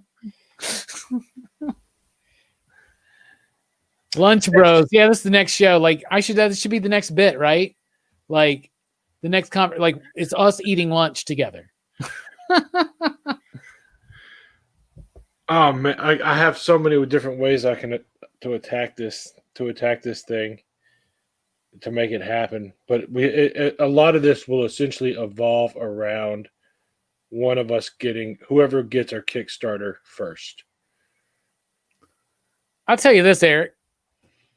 I'd love to do interviews with Jeremy Hahn, Matt Kent, and Jeff Lemire as well. And I'll tell you this. If we ever did an interview with Matt Kent, and you know that I do all these interviews for the most part with my partner in my interview game, we don't even like calling them interviews. We like conversations. But it's Brian. We always have Brian around for some reason. And even though he's in that puke-colored room, but Brian would lose his fucking shit if Matt Kent came on the show. He's, by the way, working on Ibrahim Mustafa, who's a comic book artist who has done fantastic work. Because we've been talking to a lot of writers and not so many artists. I think the only artist we've had on the show is Liana. So, eat Wendy's or Taco Bell. I would recommend Wendy's for the most part, but Taco Bell still can get your back, but just not as much as your back as they used to get. Mike, if you want Wesley Snipes on the show, you got to reach out to him in a non-spammy way. You're going to have to pay him. You know, I would rather interview Sticky Fingers. That Cam could get that to happen. Fable, I've reached out to Damien and Adrian multiple times, but they are super, super busy. One day I want that to happen, but you got to imagine what it's like running Vault right now. Like, they're expanding like crazy, but I've tried. You can do you could do that as a interview for the web. You couldn't do it live, unfortunately. Which one? The Vault for Danny and Adrian. You can do that one as a on. You can't do it on video. It's essentially you just send them a whole bunch of questions and then write your story behind it that way. I'm sure that one day I can get them on a video with me, man. I know, but I'm saying if you wanted to push, I'm not trying to weird flex or nothing, but I think I'm a big influencer socially when it comes to Vault. To be honest, so I'm just saying. I'm not trying to stretch or nothing, but I think I can get them on this fucking channel. I'm just saying they're a little fucking busy, Mike. That's all I'm saying. They're running a goddamn combo company right now that is expanding like crazy, and there's only one editor there. I'm just my putting my old journalism brain back into gear right now, and I've got a whole they've done live interviews with other people, brother.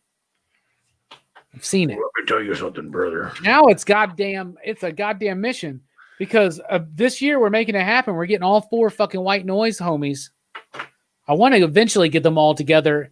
My ultimate goal is to get all 4 White Noise homies together on one stream in a Teen Dog Shades night. Wouldn't that be wild? It ain't going to happen. But some creators have already expressed their interest in doing Teen Dog Shades night with me. So just saying.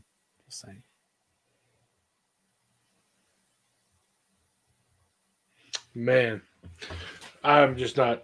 Oh, top Vault books right now are The Picture of Everything Else and Giga. Those are the best ones. Oh, and they got a lot of they've been making some mad announcements for next year, bro. They've been making some mad announcements. Didn't a new issue of Wasted Space come out this week? Oh, yeah. Wasted Space is back. So always Wasted Space. But they made some mad announcements for next year. Michael Morisi's got a new book. Ram V, of course, has got a new book. They got Simon Spurrier on board. They got Pete Milligan's on board with Vault, Mike. Damn. Pete Milligan's doing a Vault book, bruh. Like, they've made so many great-ass announcements, man. Danny Lore's got a new book. They did Queen of the Damned, which was a great Vault book. I think 2020 was a soft year for Vault, but I think 2021 is going to be great because they ended 2020 really strong with books like Giga, Dark Interlude. That's the other one is Dark Interlude, which is the sequel to Fearscape, and Picture of Everything Else. So, but 2020 also gave people a chance to sit down and read a lot of the Vault trades and get caught up on a lot of this stuff and get introduced to Vault, because it's like I'm sitting at home and I've got nothing to do, and this guy is recommending like these books from Vault. So I'll get them from my local comic shop. I'll get them off Amazon. I'll get them from another online store. I'll get them from Vault themselves, from their online shop. So like there was just a great opportunity to get caught up with a lot of great indie books during the last 8 months. Twitch, I agree. Shadow Surface is pretty good. Heavy is very wild. I mean, they're putting out some quality books this year. I just don't think it's. Last year they were hitting hard with the White Noise crew, in particular, was really helping them. And now we're getting to wave 2 of White Noise at Vault with Giga and The Picture of Everything Else and Dark Interlude, and then the Ram V book, which is coming up with Anand RK, who is the artist on Blue and Green. My best book of 2020, in my opinion. Billy thinks he's being fucking funny here, Mike, and says Rockin' Robbie loves Ace of Base. He thinks he's being fucking funny. He may not realize he's 100% fucking true, is he not, Mike? You're muted. Man, I was singing The Sign, too. I was doing this. I saw the sign. Yeah. All that she wants is another baby. She's gone tomorrow, but all that she wants is another baby. Whoa. Yeah, I hate Ace of Base, but I guess there's a lot of not hip hop. What would you call them? And the boy bands. Pop? Like manufactured bubblegum pop? Yeah, like I can't stand it, but that's what this dude likes to listen to sometimes. And when you're in the car with him for 7 hours, that's what you're going to listen to. And that's what you're going to listen to. Because, all I ever wanted. You know it, man. I love all that shit. I'm that dude that will go from the Pixies to New Kids on the Block to NWA to NSYNC to Debbie Gibson, to The Cure, to The Clash, to the Buzzcocks, to James Brown, to fucking Ricky Martin. Am I not right? To Pat Benatar. Hell yeah, you know it.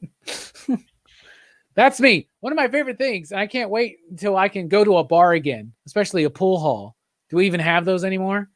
But like a place with the jukebox, because I love owning the jukebox. I'm that kind of dude that will literally put fucking like $30 in a jukebox to like do these weird stretches all night, to go from like Alice in Chains to Menundo. You know what I'm saying? So, oh, don't fuck with me and Debbie Gibson. Shake your love. I just can't shake your love. Shake your love. Just can't shake this champagne. Love. Why do I not drink champagne more often? I think I should drink a bottle of champagne on every Rockin' Robbie Live instead of drinking the beer. Man, what about some Paula Abdul? Straight up now, tell me, do you really want to love me forever? Oh. And I caught and hit and run. I love Paula Abdul.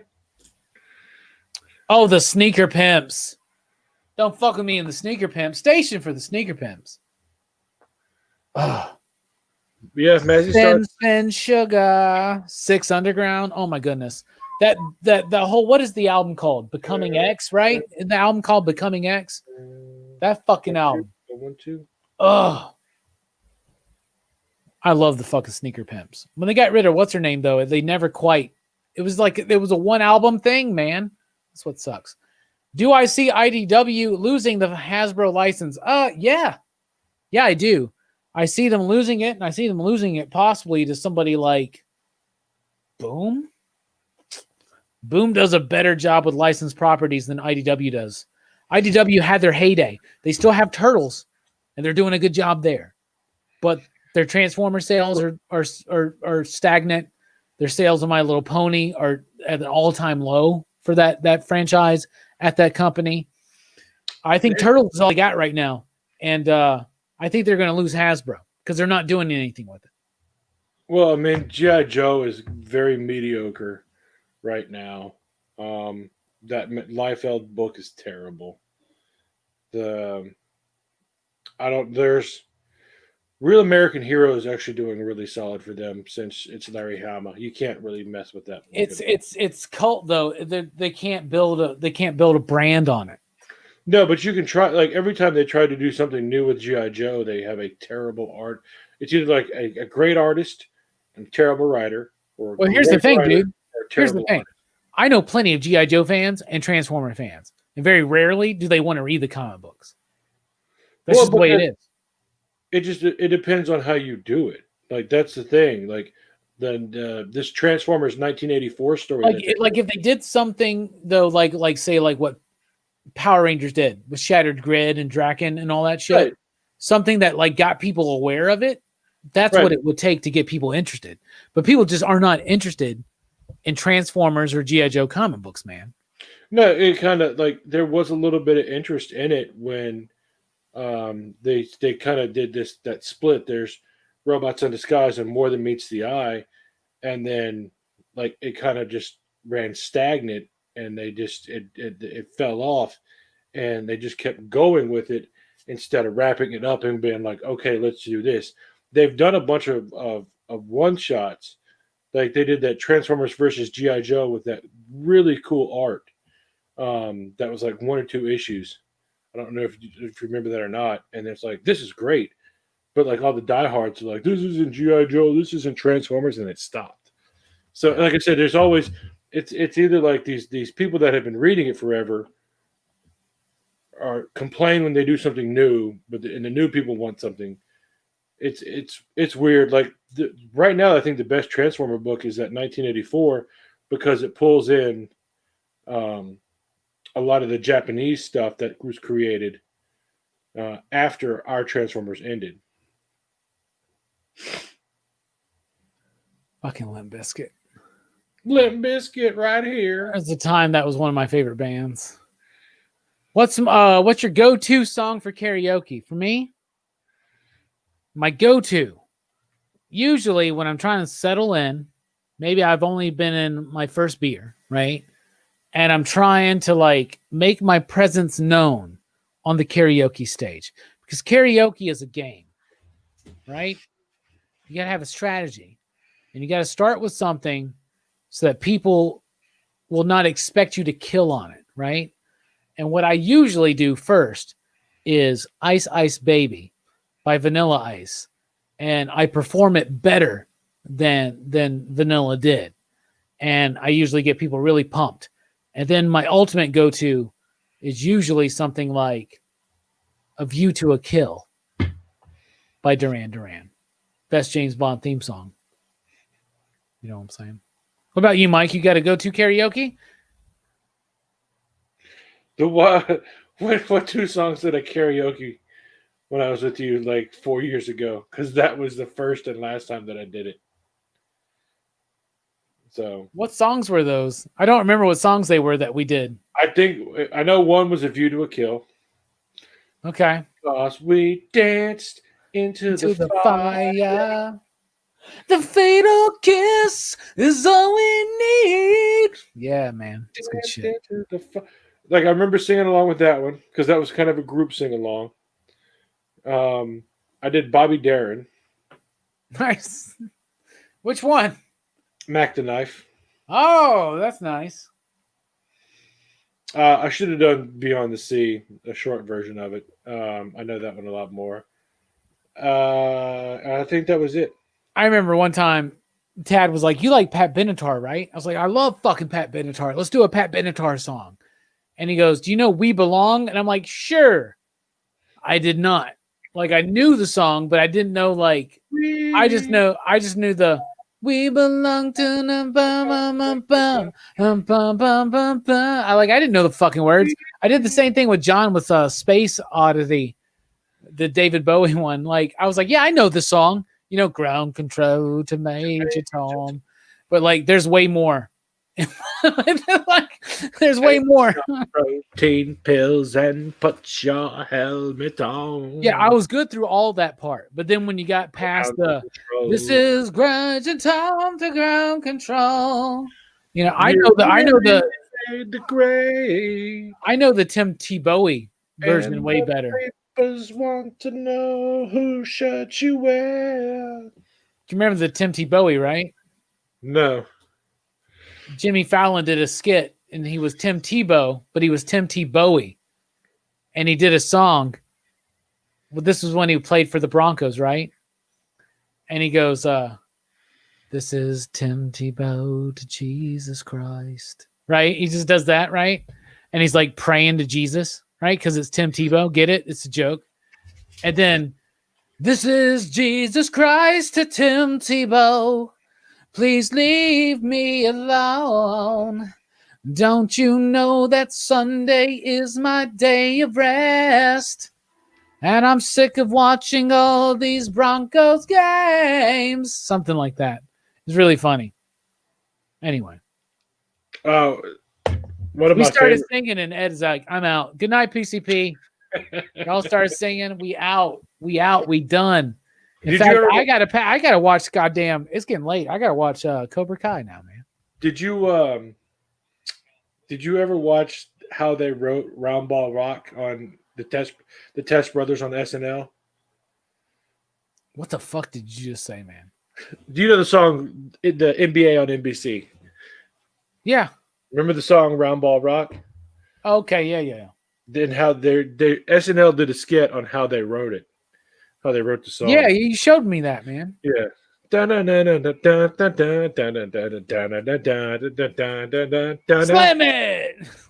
Right? And then they got like slam it or dunk it or something like that. Because I'm gonna dunk it. Yeah.